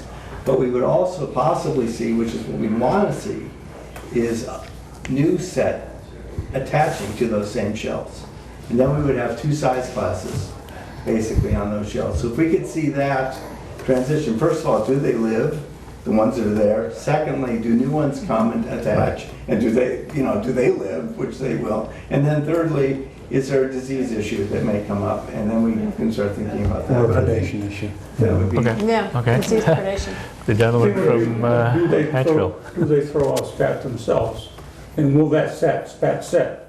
Yeah, they won't do that for 3 years. I just go by Kelly because I've dealt with him quite a few years. And the new people that are in the Atlantic, They took all the cohogs out. They've cleaned it twice already, Yeah. taken all the cohogs out. Okay. They have no cohogs in the ground, and they just growing oyster seeds. They're not even putting the oysters out. And I've talked to a couple of commercial guys who have found oysters in culverts and things like that. So it's a hard bottom that they seem to set in on their own. And so those are the things, I think, the things that you have to really deal with, what's happening. I was talking to another guy, because I took azimuth readings on the jetties in Walk Point. And on the way in, there was one man who was shellfishing. I went up to him. He was kind of, didn't want to talk to me, you know. I asked him how he was fishing. And he said where he fishes, where he's been the year before, he's got better shellfish because the bottom turned over. But once you start turning it over with cohogs, a lot of other things don't grow with it. So I think to mix them is not probably a good thing. And I don't know what Bourne's doing. Well, no one's talking about mixing them. You're just trying to put these samples in. Yeah, something separate. Separate. Yep, okay. We need a motion of some sort, or any more questions or comments from the committee? Or any response? Yeah, I haven't heard the answer to my question. Well, I just told you what we're going to be doing. If the oysters living on the shells when they're brought in survive, that's one. Secondly, do new ones attach? And thirdly, is there a disease? Do they get a disease? And if that happens, it's an indicator only at this point. Yeah, it's just then random. we have to scale it up to find out really the answers to your questions. But this would just give us an indicator of whether this might work. And you think 5 by 10 feet, you don't have a critical mass problem? That is a critical mass?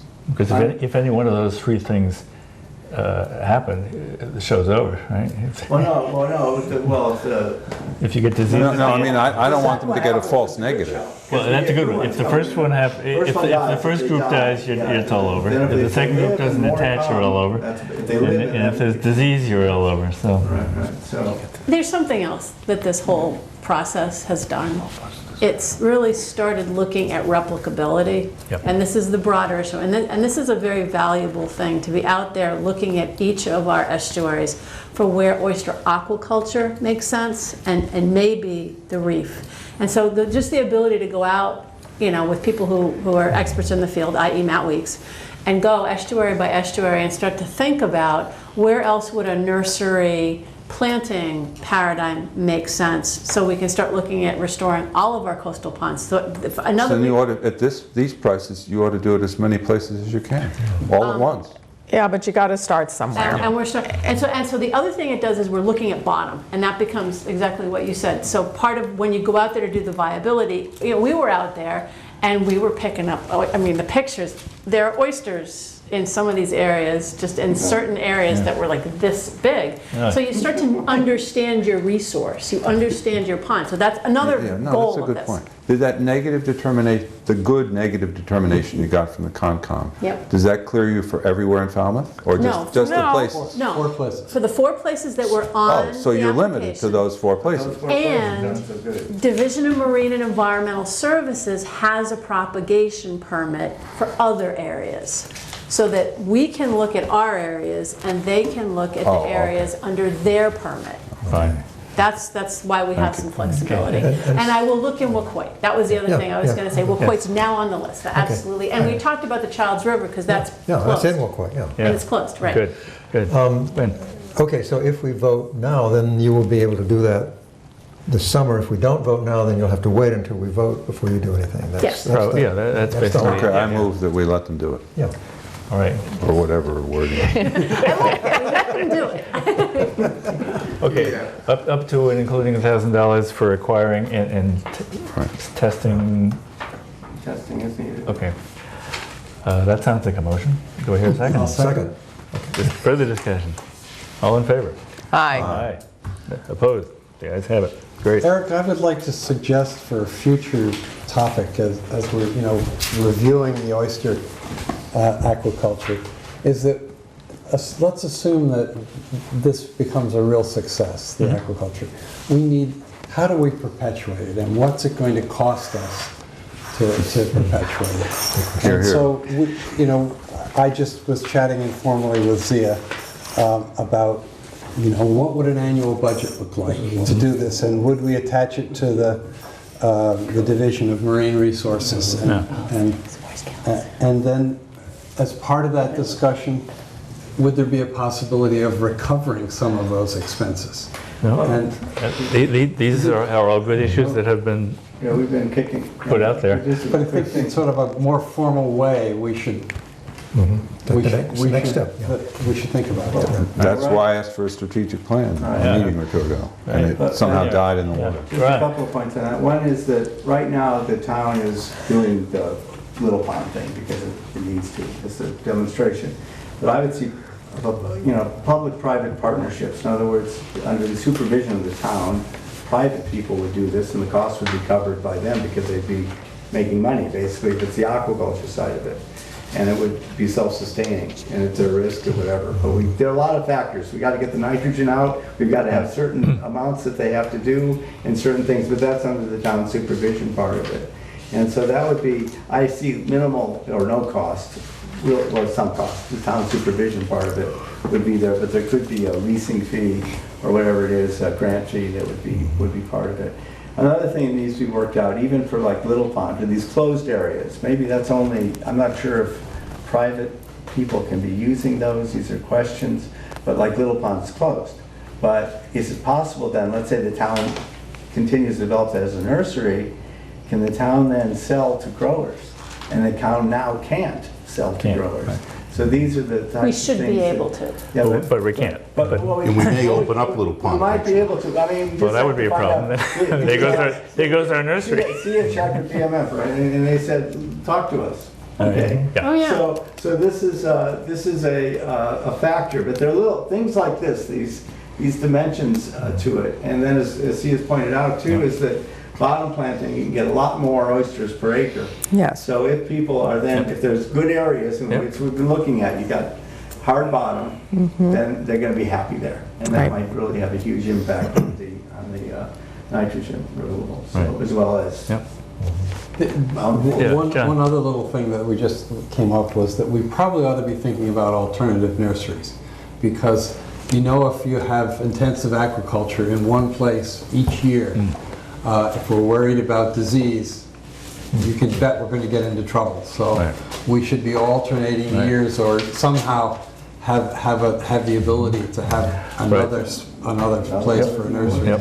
Good point. Yeah, that's what Ron was saying when we were driving around. It's like a good idea to have crop rotation. Then he started talking about companion planting and integrated pest management, and I'm like, stop! I can't keep track of all this. But, what's also interesting is that some of the eelgrass that was growing on the side was full of mussels. Growing. So it's another thing that's happening on its own. And some of it, I forgot what you. Morris Pond. And Israel's Cove. There's huge mussel ponds. But if you think you're morphing into an aquaculture committee, and at some point real soon, MES has to pick up the lead on this and start pushing. I mean, we can encourage them, but it depends if MES? Marine Chuck. I mean, they would be the department that puts this forward. They have to start the budget. They have to start talking with Julian, with our support. And they will. Absolutely. Okay. We're a 3-year study of a limited thing. We can talk about everything else, but if you rotate, can you get TMDL credit? We don't know. We don't know if anything gets TMDL credit. All right, we're not going to do an 11 o'clock night, I hope. So let's get moving here. Okay, CPIT, right there. Okay, you've got your vote. Thank you. Little Pond SSA Eco Toilet Option Update. The selectmen, the town manager, and the plumbing inspector, and the health inspector, and everybody have been working under the provision of the special act that says they have to do regulations about the eco toilet experiment in the sewer service area. Virginia's attended some of these. I've attended some of these. Cia's attended. Jerry's been there. Who would like to give a brief summary of what they've done and what's going to happen? Selectmen are going to have a public hearing on Monday night. The draft documents out. We can't release them because it's the town manager's documents, and the selectmen haven't seen it.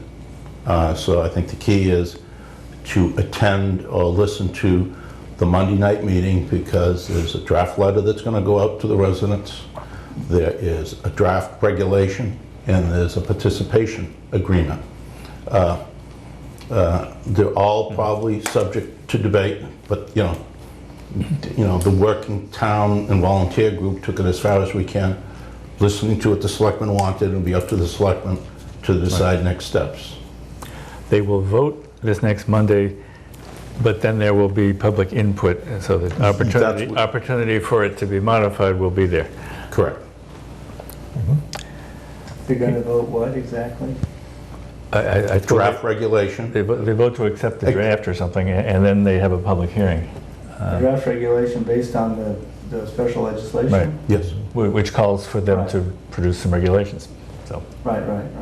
When's the drop dead date now? 120 days after what sometime date? in August, Sometime April in August. 15th, so we got plenty of, they have time. And they've been working pretty hard on this to make sure they fall within that time. Okay. That's right. And there's a letter going out to the residents announcing, you know, the opportunity to participate. There's a lot of things moving, and they'll all be announced Monday, you know, subject to comments. Right. Do you know, happen to any idea when they're going to do it during the meeting? Yes, actually. 11:30. Yeah, actually, it's sort of toward the end. It's sort of toward the end. Oh, God. Oh, well. Right after the Veterans Council Committee. Okay. Any comments or questions on this, John? The Board of Health has been doing a couple of things. One is we've had a group of realtors and septic system inspectors come to one of our meetings. We've worked out a procedure where we don't want people in that sewer service area to be spending money on upgrading their Title V systems. And of course the banks, as properties are sold, insist that they have a functioning Title V system. And if they failed inspection, that can negate sales. So what we have done is put into place a certain number of things, cesspools, you know, if we put alarms on them. So basically, if a Board of Health says it's a functioning Title V system, even if it's failed inspection, so we're going to permit people to sort of nurse these systems along for a period of 5 years. And if at the end of the 5 years we don't have a sewer, we're going to make them do something. But the assumption is that so we don't want people to incur the expense. And we think we can do that in a way that it will not be a detriment to the sales of property. Good. And I think George Schweifelder is working on a set of Board of Health regulations which will deal with what has to happen to these residuals. Residuals. Yes, and what will be required and how that will have to be done annually. Residuals, if a person has an eco-toilet, is what you're talking about. So these are regulations that are being crafted now for that specific situation. Exactly. Ron? He's already hit me every week. A couple things. One is that the first is, can people sell a house with a failed system? It's not a failed system if we say it is not okay, a but failed they can system. sell it. Okay, if you basically. In other words, we're saying if you alarm it and do certain things, so the Board of Health has the authority to say what is a Title V system. You've redefined fail. No, the bank will require a escrow account to have some money in there, I guarantee. Whatever it is. Well, it's not, the Board of Health is doing whatever it's doing, so that's good. Any further comments on this? I have one question about what is the connection between the Board of Health's actions to make it possible for people to have septic systems continue the 5 years, and if people want to put eco-toilets in? Is there a connection between those two? No. I mean, you have to have, if you have an eco-toilet, you have to have a functional gray water system. Yeah, okay. And I guess the hope would be that the eco-toilet might help extend the functionality of that system, but we hope. It's pretty much two separate issues, I think. He's trying to say. So I just want to know. I just want to know whether there's a connection between those two things. Okay, just have one more point. Have you looked at Chatham to see what's happening there? Because it shows on the road there. I mean, this is something we did in New Silver Beach. Once we decided we were building something that they did in Provincetown. Okay. That's good. So there are precedents. Good. I mean, that's all I had to say was that follow the. Okay. Okay, next item, the EPA Stormwater Nitrogen Mitigation Grant Opportunity, which is on the Selectmen's agenda. Also. Summary of actions, A little I believe? earlier tomorrow. Summary of Monday actions, night. yes. Yeah. This is something, the EPA is proposing that a coastal community on Cape Cod with south-facing estuaries that has a nitrogen problem. Who might that be? If you could think of one, they would like to do and pay for and construct and hire someone to do a demonstration project of stormwater runoff interception and mitigation. And well, great so far. It comes with no strings attached to the town, except the town has to provide a publicly owned site where this can be installed, and a kiosk can be erected so the public and others can see what a great thing it is. So we've been doing a little chasing around on this because the application has to be, pre-app has to be in by July 3rd. So we got it on the Selectmen's agenda Monday to at least allow for the pre-application. And see, in Virginia, we've been meeting with the town engineers to say, where have you got road runoff that might be a suitable site to try to do something like this? It's harder than you think, because if it's a lot of runoff, you need a big area. And we don't necessarily have a big area. Yeah. Well, you got a lot of runoff, but you don't have a big area. Not West Falmouth. It's got to be south facing. Well, that's right. It's Buzzards Bay, so you're on the wrong side for this. Town Landing in Waquoit? Anyway, everybody who has an idea, actually, White's Landing and Waquoit was the engineer's offering. White's Landing, is that the one on the... Right on 28, yeah. They're going to rebuild that. So they suggested that. Oh, on 28, okay. Yeah. So that's one. We're looking around for whatever there is that could possibly meet it, and it's got to be sent to them by July 2nd. So any suggestions in the next day? Well, what about, Jerry suggested in an email, oyster pond or salt pond, and I didn't think there was a significant opportunity there. Yeah, there isn't. But there isn't. But Ed sent another email that you saw with a list of specific places. Has to be town-owned land. Yeah, they aren't town-owned land. So that was the first cut. So I suppose that's the objection to the Falmouth Mall idea too. What, Falmouth Mall? Because to me, the Falmouth Mall is the obvious thing. We already had a talk by Horsley Witten? But it's private property. So you make some deal with them. Between now and July 3rd? Is it all? I mean, once you get down closer to the little rivulet that goes into Little Pond, is that all privately owned? Apparently. Mall property. Because that's where the actual wetland would be. The main point is that we looked for larger pipes so that we would be intercepting something significant, not something dinky, but it had to be on town land. And so as soon as you do that, I mean, there are nearly 100 discharges in this town. But when you put those two things in, it vastly reduces the number. And then the next piece is, even if it is town-owned land, there has to be enough land rather than just a simple, Well, can it be a big collection of little tiny projects? No. They want No. something where they can have a kiosk at a site so that people can come and see what they're spending. And they're building either a rain garden or a rock, it's not even a garden, a rock trench. And so you need a substantial area, something like the size of this room. So it turns out there aren't that many sites, but we did find some, and so we're working with 5 at this point. This is a pre-application. Town of Barnstable is also, south-facing, and they were also on this telephone call. So it's still somewhat competitive. Right. It's funny. It has to be a point source? Yes. Yep. Stormwater runoff. Stormwater runoff. Yep. Specific. Cranberry bog concept that we had years ago. Right. No. It wouldn't have really, I might be interested. They wouldn't. No. Well, if it was several smaller sites, you could have the kiosk at the biggest one with a map and a list of the other ones.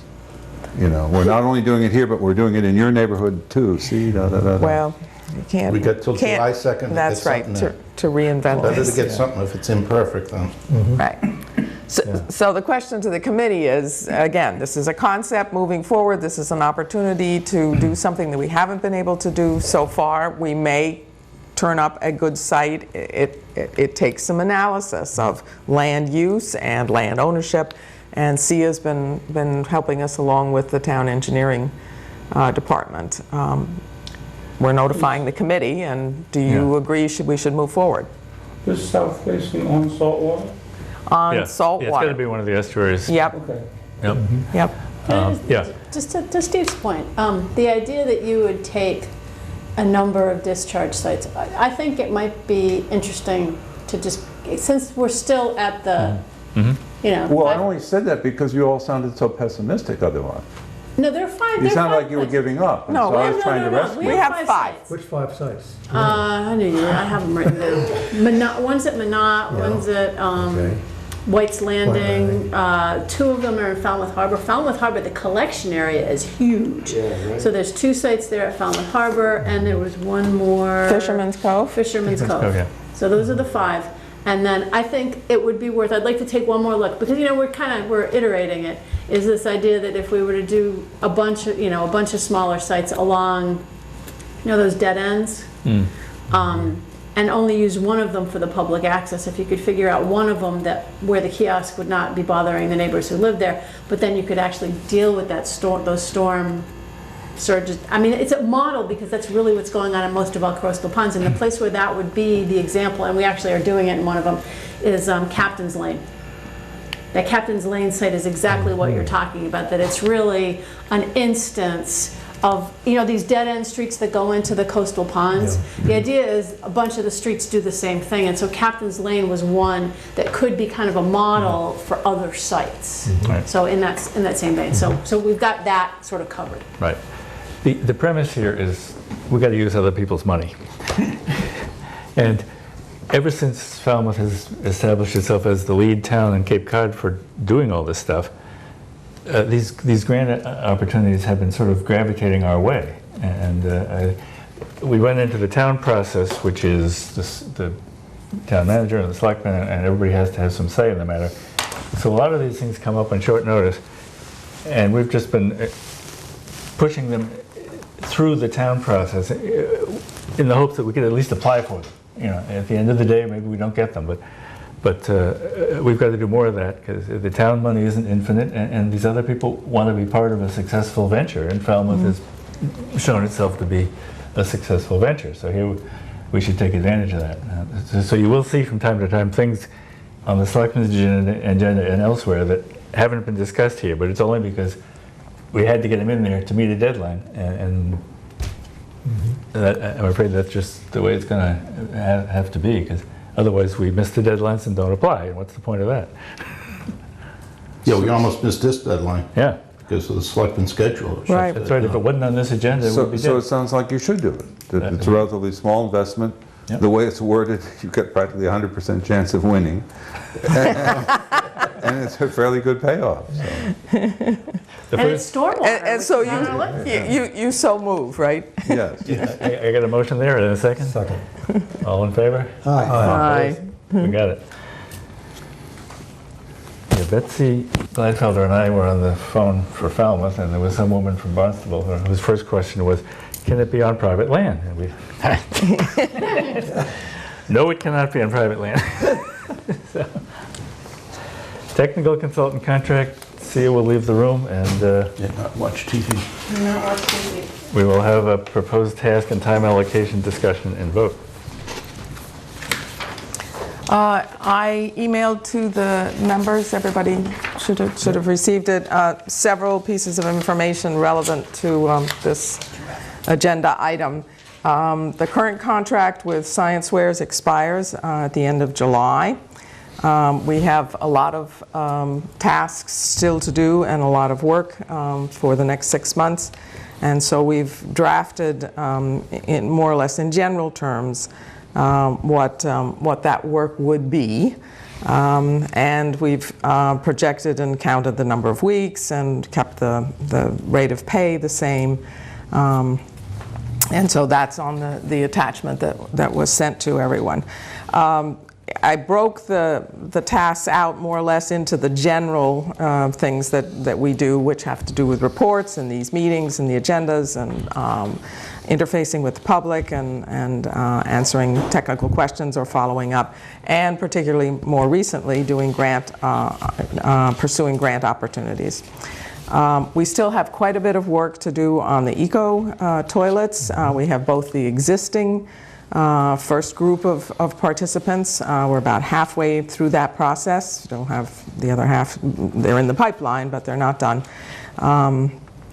And we still have the data analysis and sort of a report that summarizes that whole effort still to be done. And it would seem to me, we'd originally talked about a 2-year time frame, and so this 6 months of work would now round out that 2 years that you had originally sort of sketched out.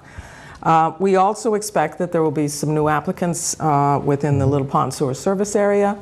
And that letter that was referenced earlier that's going out to all the property owners gives them a very brief summary of the process, the steps that they would need to go through, and clearly they're directed to contact the Board of Health first, but it's going to end up with SIA doing the details.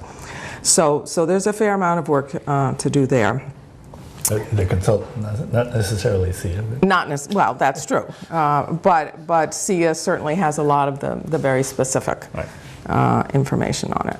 And then the last group of tasks has to do with all these different alternatives that we're pursuing, and they're in various stages at this point. The aquaculture demo project is in year 2. We still have 1 more year to go.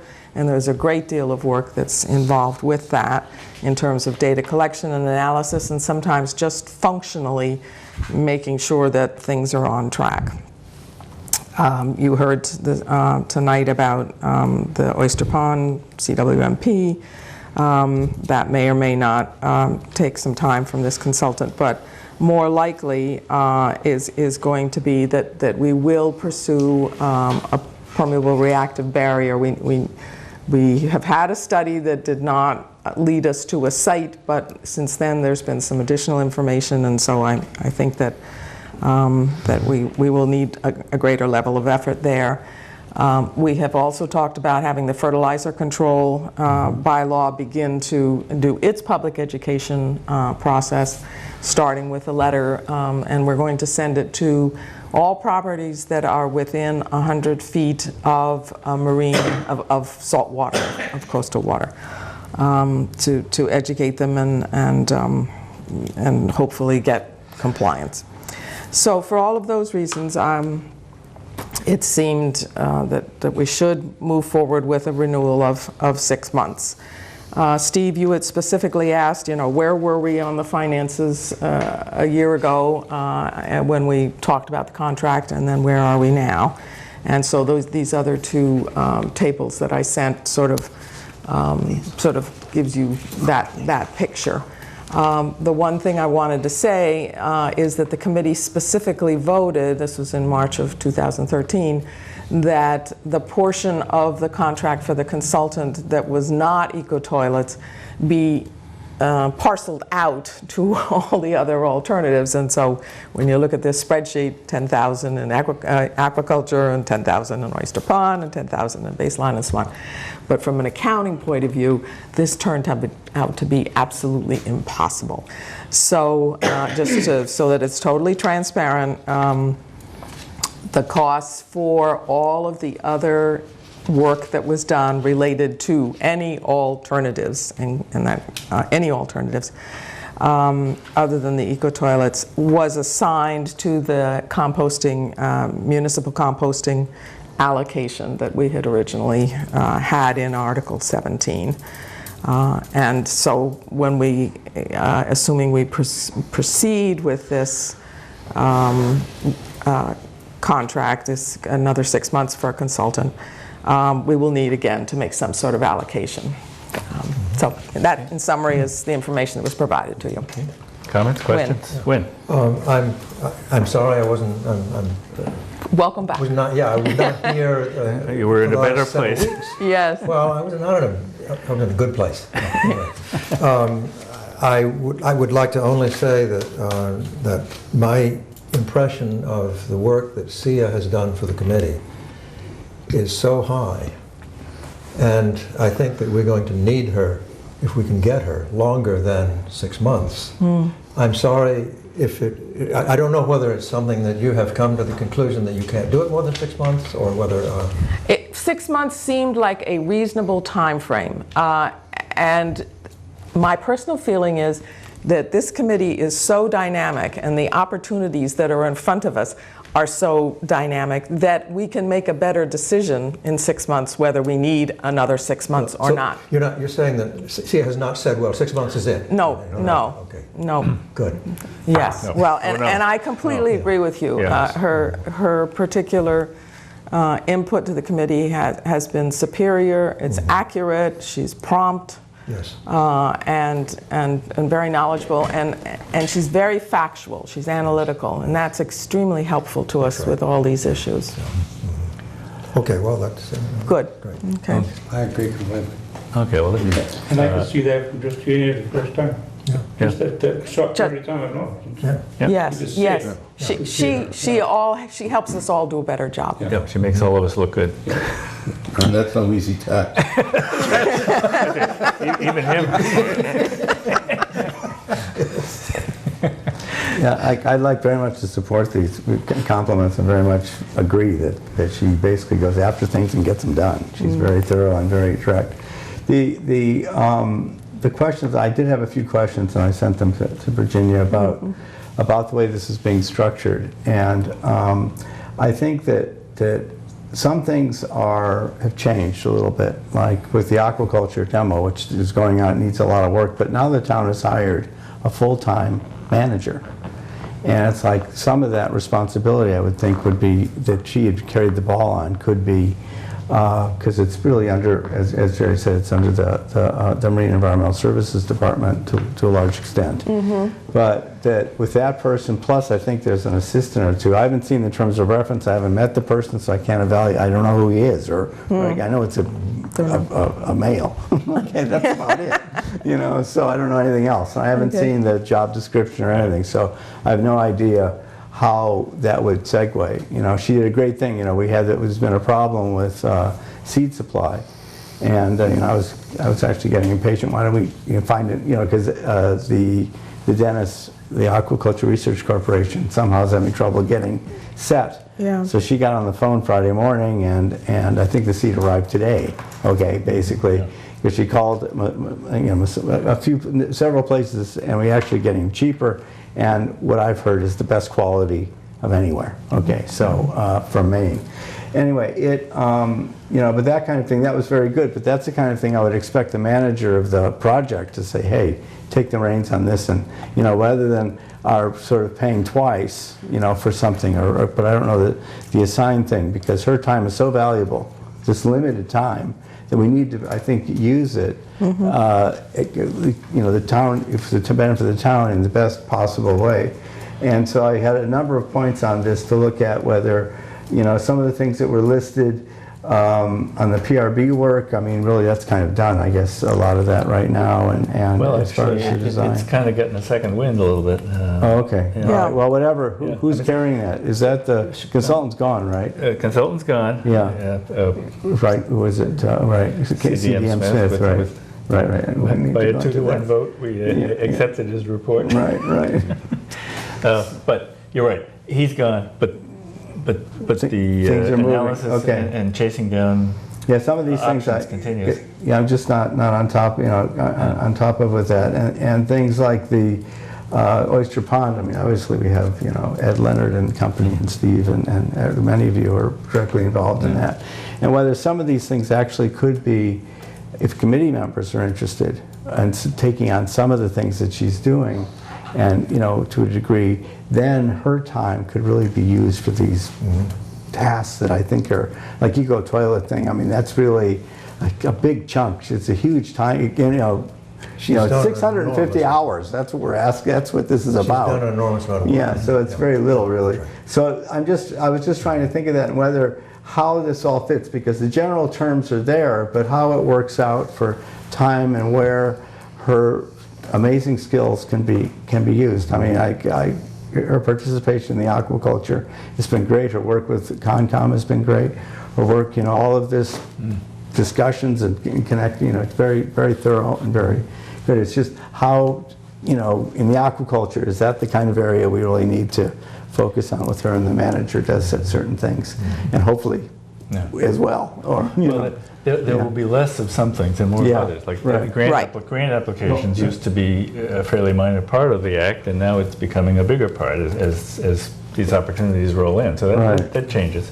Right. Yeah, but that's also, there are lots of them, right? There's the Hurricane Sandy money that a few towns applied for. And I'm not sure, it was just announced. I don't think any of the Cape towns got any of it, but I know Mashpee and Wellfleet applied. The Wampanoag tribe on the Vineyard got the money. They got some, they did, okay, yeah. Senators didn't get it, did they? Nope. No, right. Right. So anyway, it's, but you know, but again, grant applications, you know, can really consume a lot of time as well. So it's sort of like how to, you know, to find something and to take a stormwater thing, for example, and try and put a square peg through a round hole, you know, it's a little bit risky. Yeah, but that's what we have to do. Well, we do. We need to do, if we can get assistance with that, that's great. You need a dedicated consultant. I know all you guys work hard, but when I say there's a deadline and I call up, I can't have someone say, oh, gee whiz, you know, I got to, you know. I'm in Germany. Sia works for the town, and you know, the committee and DPW. So, well, we need a Jedi. Yeah, no question. That's going to respond. It's something we don't need to agonize a lot. No, I don't think. Let me have a motion on this, but then we can direct the conversation after that. But can we get a motion here? I move that we hire her again. Well, it can't be phrased like that. That's what everybody's saying. Well, you're moving to an extend to have a contract for a technical consultant for another 6 months, and we've costed it out, given the current rate, at $45,000. I didn't put it actually into this description, but in my mind, mentally, it's sort of like 50-50. It's been 50-50, eco-toilets and everything else. So 50% out of the 310,000. I simply give that to you as historical experience. I really do think we're dynamically changing, and a lot will depend on the response from people from the sewer service area. I would just like, in terms of where the money comes from, if we're working on this, I mean, it comes from Article 17, so absolutely, whatever. But when I looked at the spreadsheet, which is very nice to see, thanks Virginia, for a lot of effort went into this. I was just thinking that, like the perennial reactive barrier contract is over, but there's, $75,000, but there may be follow-on work now, so that's coming up. But with the Oyster Pond CWMP, it seems like, as Jerry said, the contract will end. And we have $43,450 left. So is that something that we could, you know, I don't know, since it's, you know, money doesn't have a name on it. It's all fungible. It's all fungible, okay. I think the only number that matters is the one at the very bottom there. That's right. That's how much that's right, exactly. in that article. Yeah, that's what I mean. So I mean, for planning or whatever, I mean, if it turns out that we don't need that $43,450, good night, Steve. Then it might be something that could be, in case the eco toilet thing suddenly takes off, and then, you know, that kind of thing, it would be important.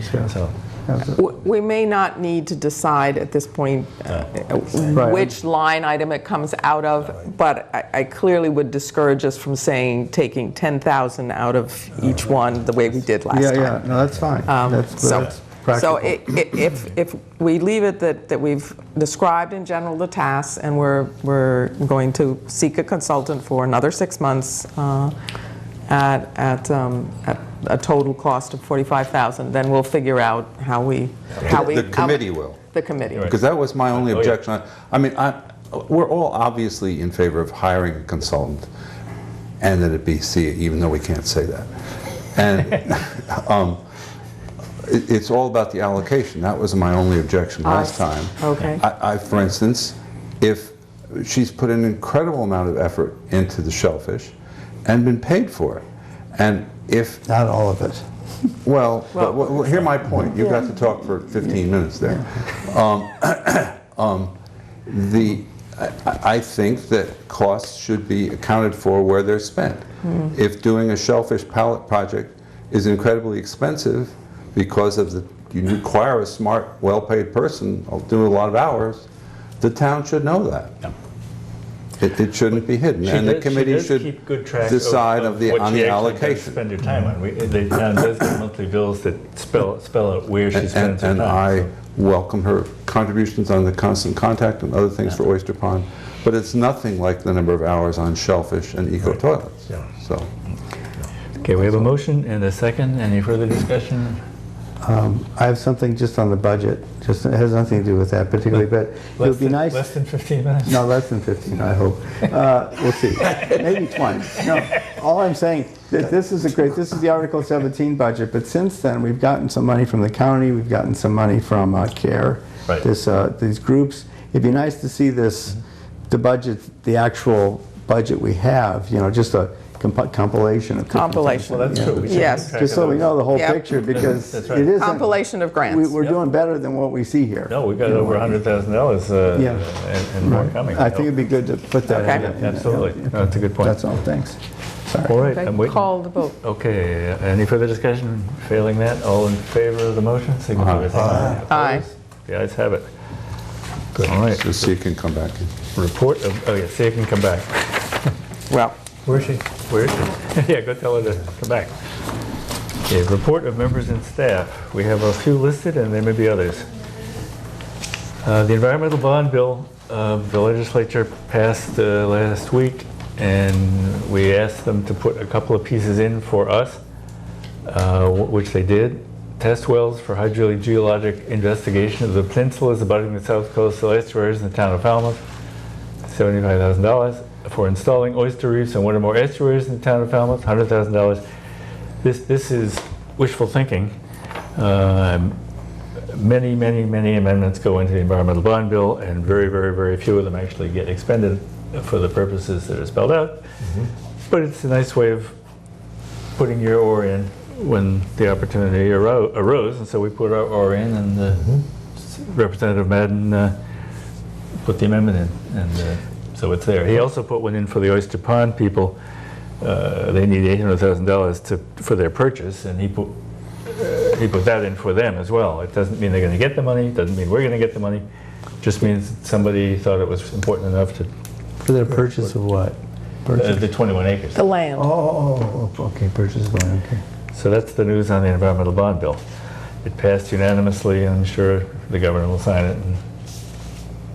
But I say, don't spend the money. It's $100,000 for oyster reefs and $75,000 for hydrogeologic investigation, test wells.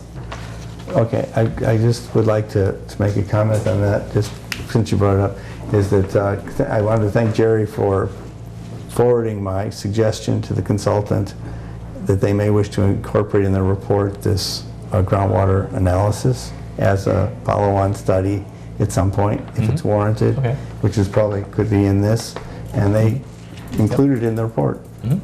So good. Yeah, I got to check. Actually, they did it. Yeah. Well, no, you're saying the bill passed? No. Well, it doesn't mean there's going to get funded. But the bill did pass. Oh yes. And you're sure the governor will sign it? Absolutely. So where's the limiting, the throttling of this process? The limiting thing is that there are about 500 wishful thoughts in this bill, none of which are mandatory for the governor to do. Oh, so he has like a line item veto? Capital money or bond money is allocated entirely by the executive branch and not by the legislature. They can offer a wish list. The governor gets to, and his agencies get to pick which ones actually get funded. So do we have to So substantial lobbying goes on. Right. Okay. So do we have to go up there and try to twist his arm to do this or that or the other? Well, you do whatever seems appropriate to, but it's not a sure thing. It's not even a likely thing, but it's something. write a letter would help? Or? I'm not sure letters help. I'm not sure what helps. Having the Senate President come in and say, I want this would help. How follows that in, or is that another bill? It's another. That's another bill, which has not been acted on but may yet. Okay, fertilizer letter. Oh, we're back. Okay, so Greg Fraser has approved it. Chuck Martinson has approved it. And they're sending it to the town manager to go over it with him. And hopefully he'll approve it as well. And Greg will then send it out. Right. This is the letter Virginia was referring to that is going to all property owners who abut salt water within 100 feet. Oh. Saying, here's the new bylaw, you're in it. Don't fertilize in 100 feet. Right. In a very friendly Very way. In a friendly way. Signed by Greg Fraser. Can we ever see a copy of this draft or anything? As soon as it emerges from the town manager. Oh, I see. So we don't have any input in It's not it. our, we gave them our input and they're running with it. I gave them some input. Well, It's Greg Fraser's. Not our It's input. Greg's letter. well, Your we input. gave them my input, exactly, right. Have you ever seen a committee write a letter? The Imperial Hour. That's actually, to be perfectly fair, we and the committee actually reviewed the fact sheet on That's true. the fertilizer. This letter is the fact sheet on the bylaw. So Wynn's looked at it, Webner's looked at it, Faces has looked at it, the committee looked at it, so it's had a lot of input from a It lot was of drafted by a number of different people. you know, Yeah. Jerry even changed sentences, so everybody's looked at it. And Greg just took that and put it into a simplified letter form. Good. And that's what's going, and that's what it is. Okay. Because it's got all the points on the back. Remember those? Yeah. In 2-point fonts. Yes. But it will We be. got it into 2 pages. Yeah, we got it in 2 pages. Points Pond Inlet widening contract has been signed? Has been signed. The first phase is the environmental studies. No design is really going to start until after we submit things to the regulatory agencies, both state and local, and we get feedback. They'll probably ask us to do additional studies. And then we may actually initiate design no sooner than a year, I would think. I mean, the process takes the process, and there are going to be additional studies and public input. And looking at the. Yeah, can we pass along Mr. And who got Texera's the points contract? about the groins? That was decided a long time ago. That was GHD and Beta. Vita. Eric? Vita. I was going to suggest to Mr. Texeria, can we put him in touch with John Ramsey? I mean, if they met face to face and talked about that, there might He be can education contact in John both Ramsey. directions. We have no money to pay John Ramsey. Right. Yeah, we can't pay John Ramsey to listen to him, but you can talk to him. Oh, you could write a letter and we'll just write a letter during the environmental review phases and it'll be incorporated. That's the best. No, I didn't mean that we'd pay him, but do you know who he is? No, Well, we should, after the meeting, I'll tell you about him. Yeah. And- I'm not interested in money, so. Well, don't worry. No, we- no, we- no, we no, listen to no, you no. either. No, I just listened carefully. I'll do whatever I can. I just listened carefully to your points, and there's a consultant that we had who works on that sort of thing professionally, full-time. Yeah.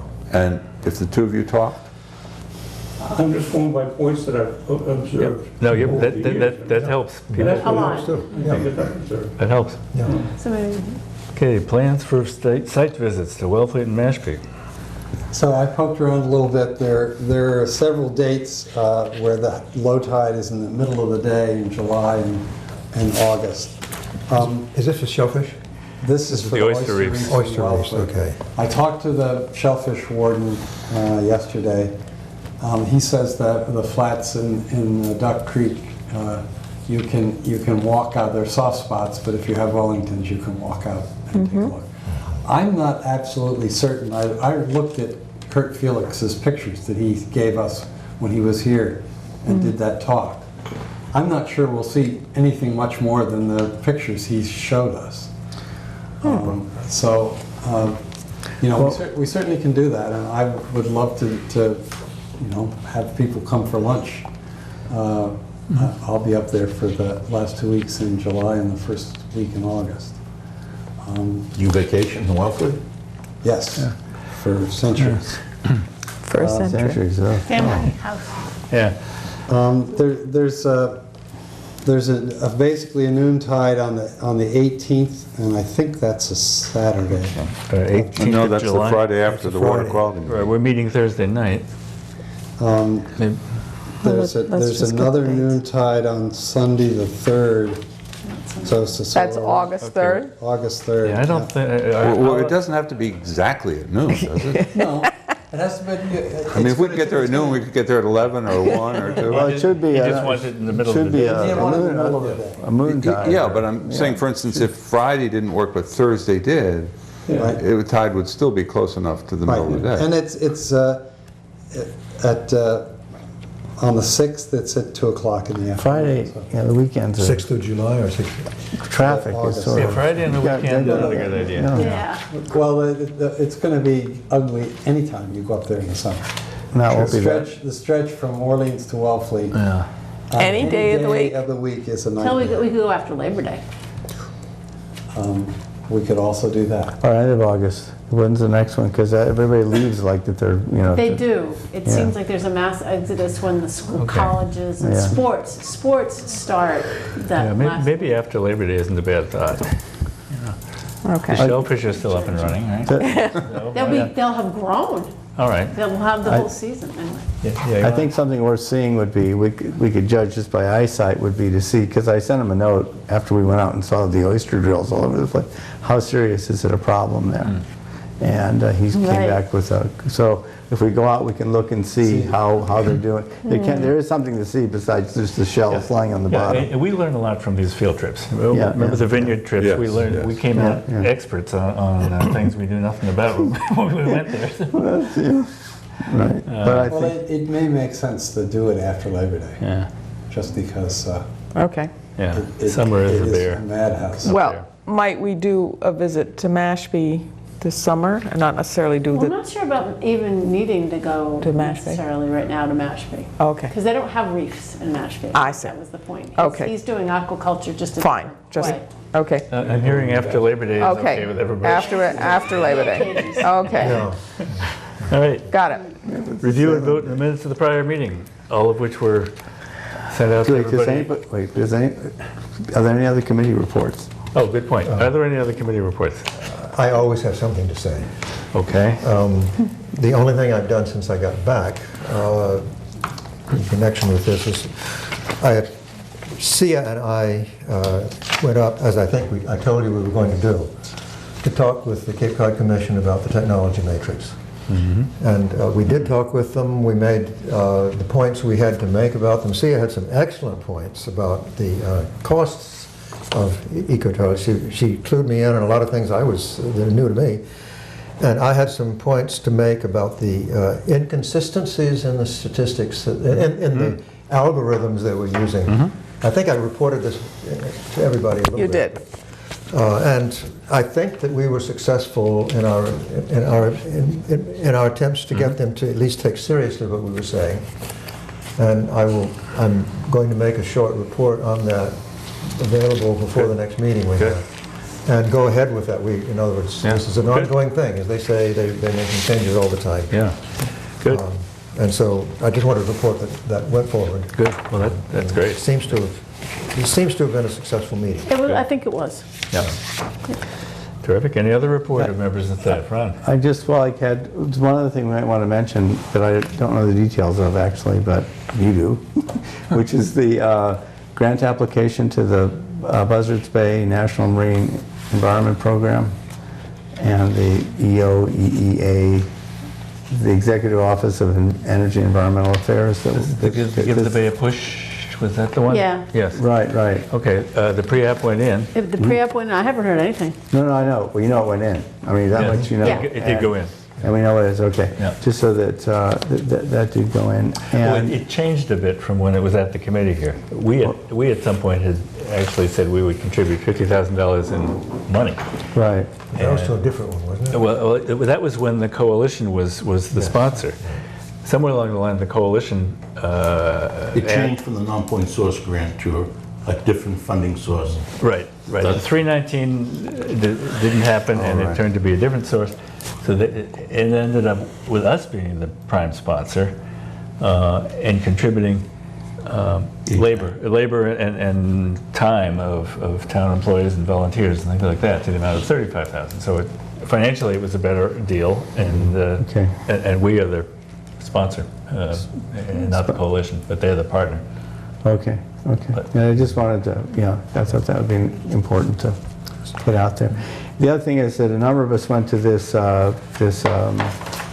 Webner conference in Hyannis on implementing strategies to improve water quality and build coastal resilience that Webner coordinated at Cape Cod Community College June 5th and 6th.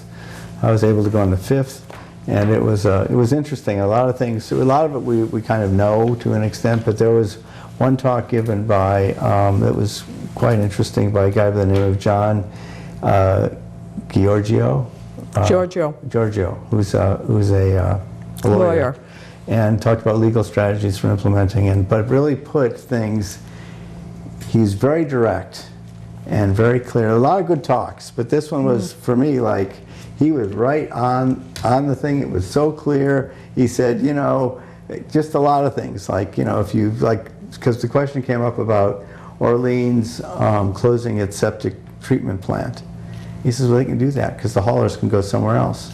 With a sewer plant, can't do anything, So, I mean, just sort of little tidbits like this to put things in perspective about once you're committed to this technology, you are committed to technology, but it, for better or worse, but it's for better, hopefully for the better.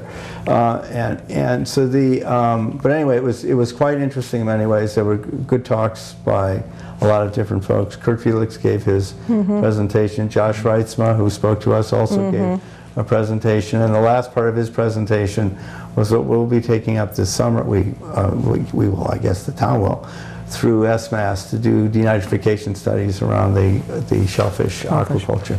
So that's a big unknown to an extent. So we'll see how that goes. But it was a good exchange of ideas, and then APCC had a follow-on meeting on monitoring and trying to coordinate monitoring of everything, which is good luck. An interesting exercise. But was any of that recorded? And one other important thing, our granddaughter Maya was on every slide. All right. She's here. Wow. So she was on every slide, every introductory slide, as well as some of the shows. They used the format with this at the top on every slide. So how nice. Royalties. Anyway, so Poster child for the environmental stewardship. Ron, was any of that recorded or available? It was. I don't know if it was recorded. This webinar? No, all the slides, the slideshows will be available. The PowerPoints will be available if they're not already It's posted. the Cape Coastal Conference. Yeah, right. All right, any other reports from committee members or staff? Just that Webner is also doing something on June 25th, which is next week, Wednesday. And it seemed like a good assemblage of speakers, again, having to do with monitoring, and I was interested in hearing what's happening in Chatham, and then they have contaminants of emerging concern, several speakers on that. And I couldn't believe they had a free lunch, so. That's how you get there. Feed them and they will come. They always do. They've got me. I was going to go, but I actually have to leave before lunch. Yes. So I was just going to say, I'll be there in time for lunch. I'm going to go. Yeah, I think it's only half a day too. It's good. Right. I sent it to all of you electronically. Yes, you did. I got it from two sources. Yeah. Oh, good. All right. Everybody got the minutes? Everybody reviewed the minutes? Any amendments to the minutes? If not, the motion to accept the minutes will be gratefully received. So move. Second. Any discussion? All in favor? Aye. One abstention. I wasn't Okay, here. adjournment comes next. Matt isn't here to move it, but No, two things. Ken Foreman's putting in for the same grant we are, what I would essentially call a mini PRB study for West Falmouth Harbor. It's a tracer study, Well, actually. We'll see. It may be useful. He's doing it on his own right now, so we'll just see what happens. The other thing is that I got invited to, I think some of you might have been, invited to go to Upper Blackstone Valley next week. Oh, yeah. The wastewater treatment plant, they have a system where they're mixing algae with wastewater, 30,000 gallons a day, and they're hoping to get total phosphorus down to 1, and they're not sure about 0.1 in nitrogen. It was very similar to what you folks went to, but that was sort of like a backyard process. This is, you know, CDM's well-known. High tech. High tech, and they got funding from the LaRusso I saw Foundation. That was very odd. I had never it's interesting. It might be another source of money. I think, is John Todd ecological engineering part of that project? No, I don't think so. He's doing something in the Blackstone Valley as well. Oh, maybe. This is Claris and CDM Smith.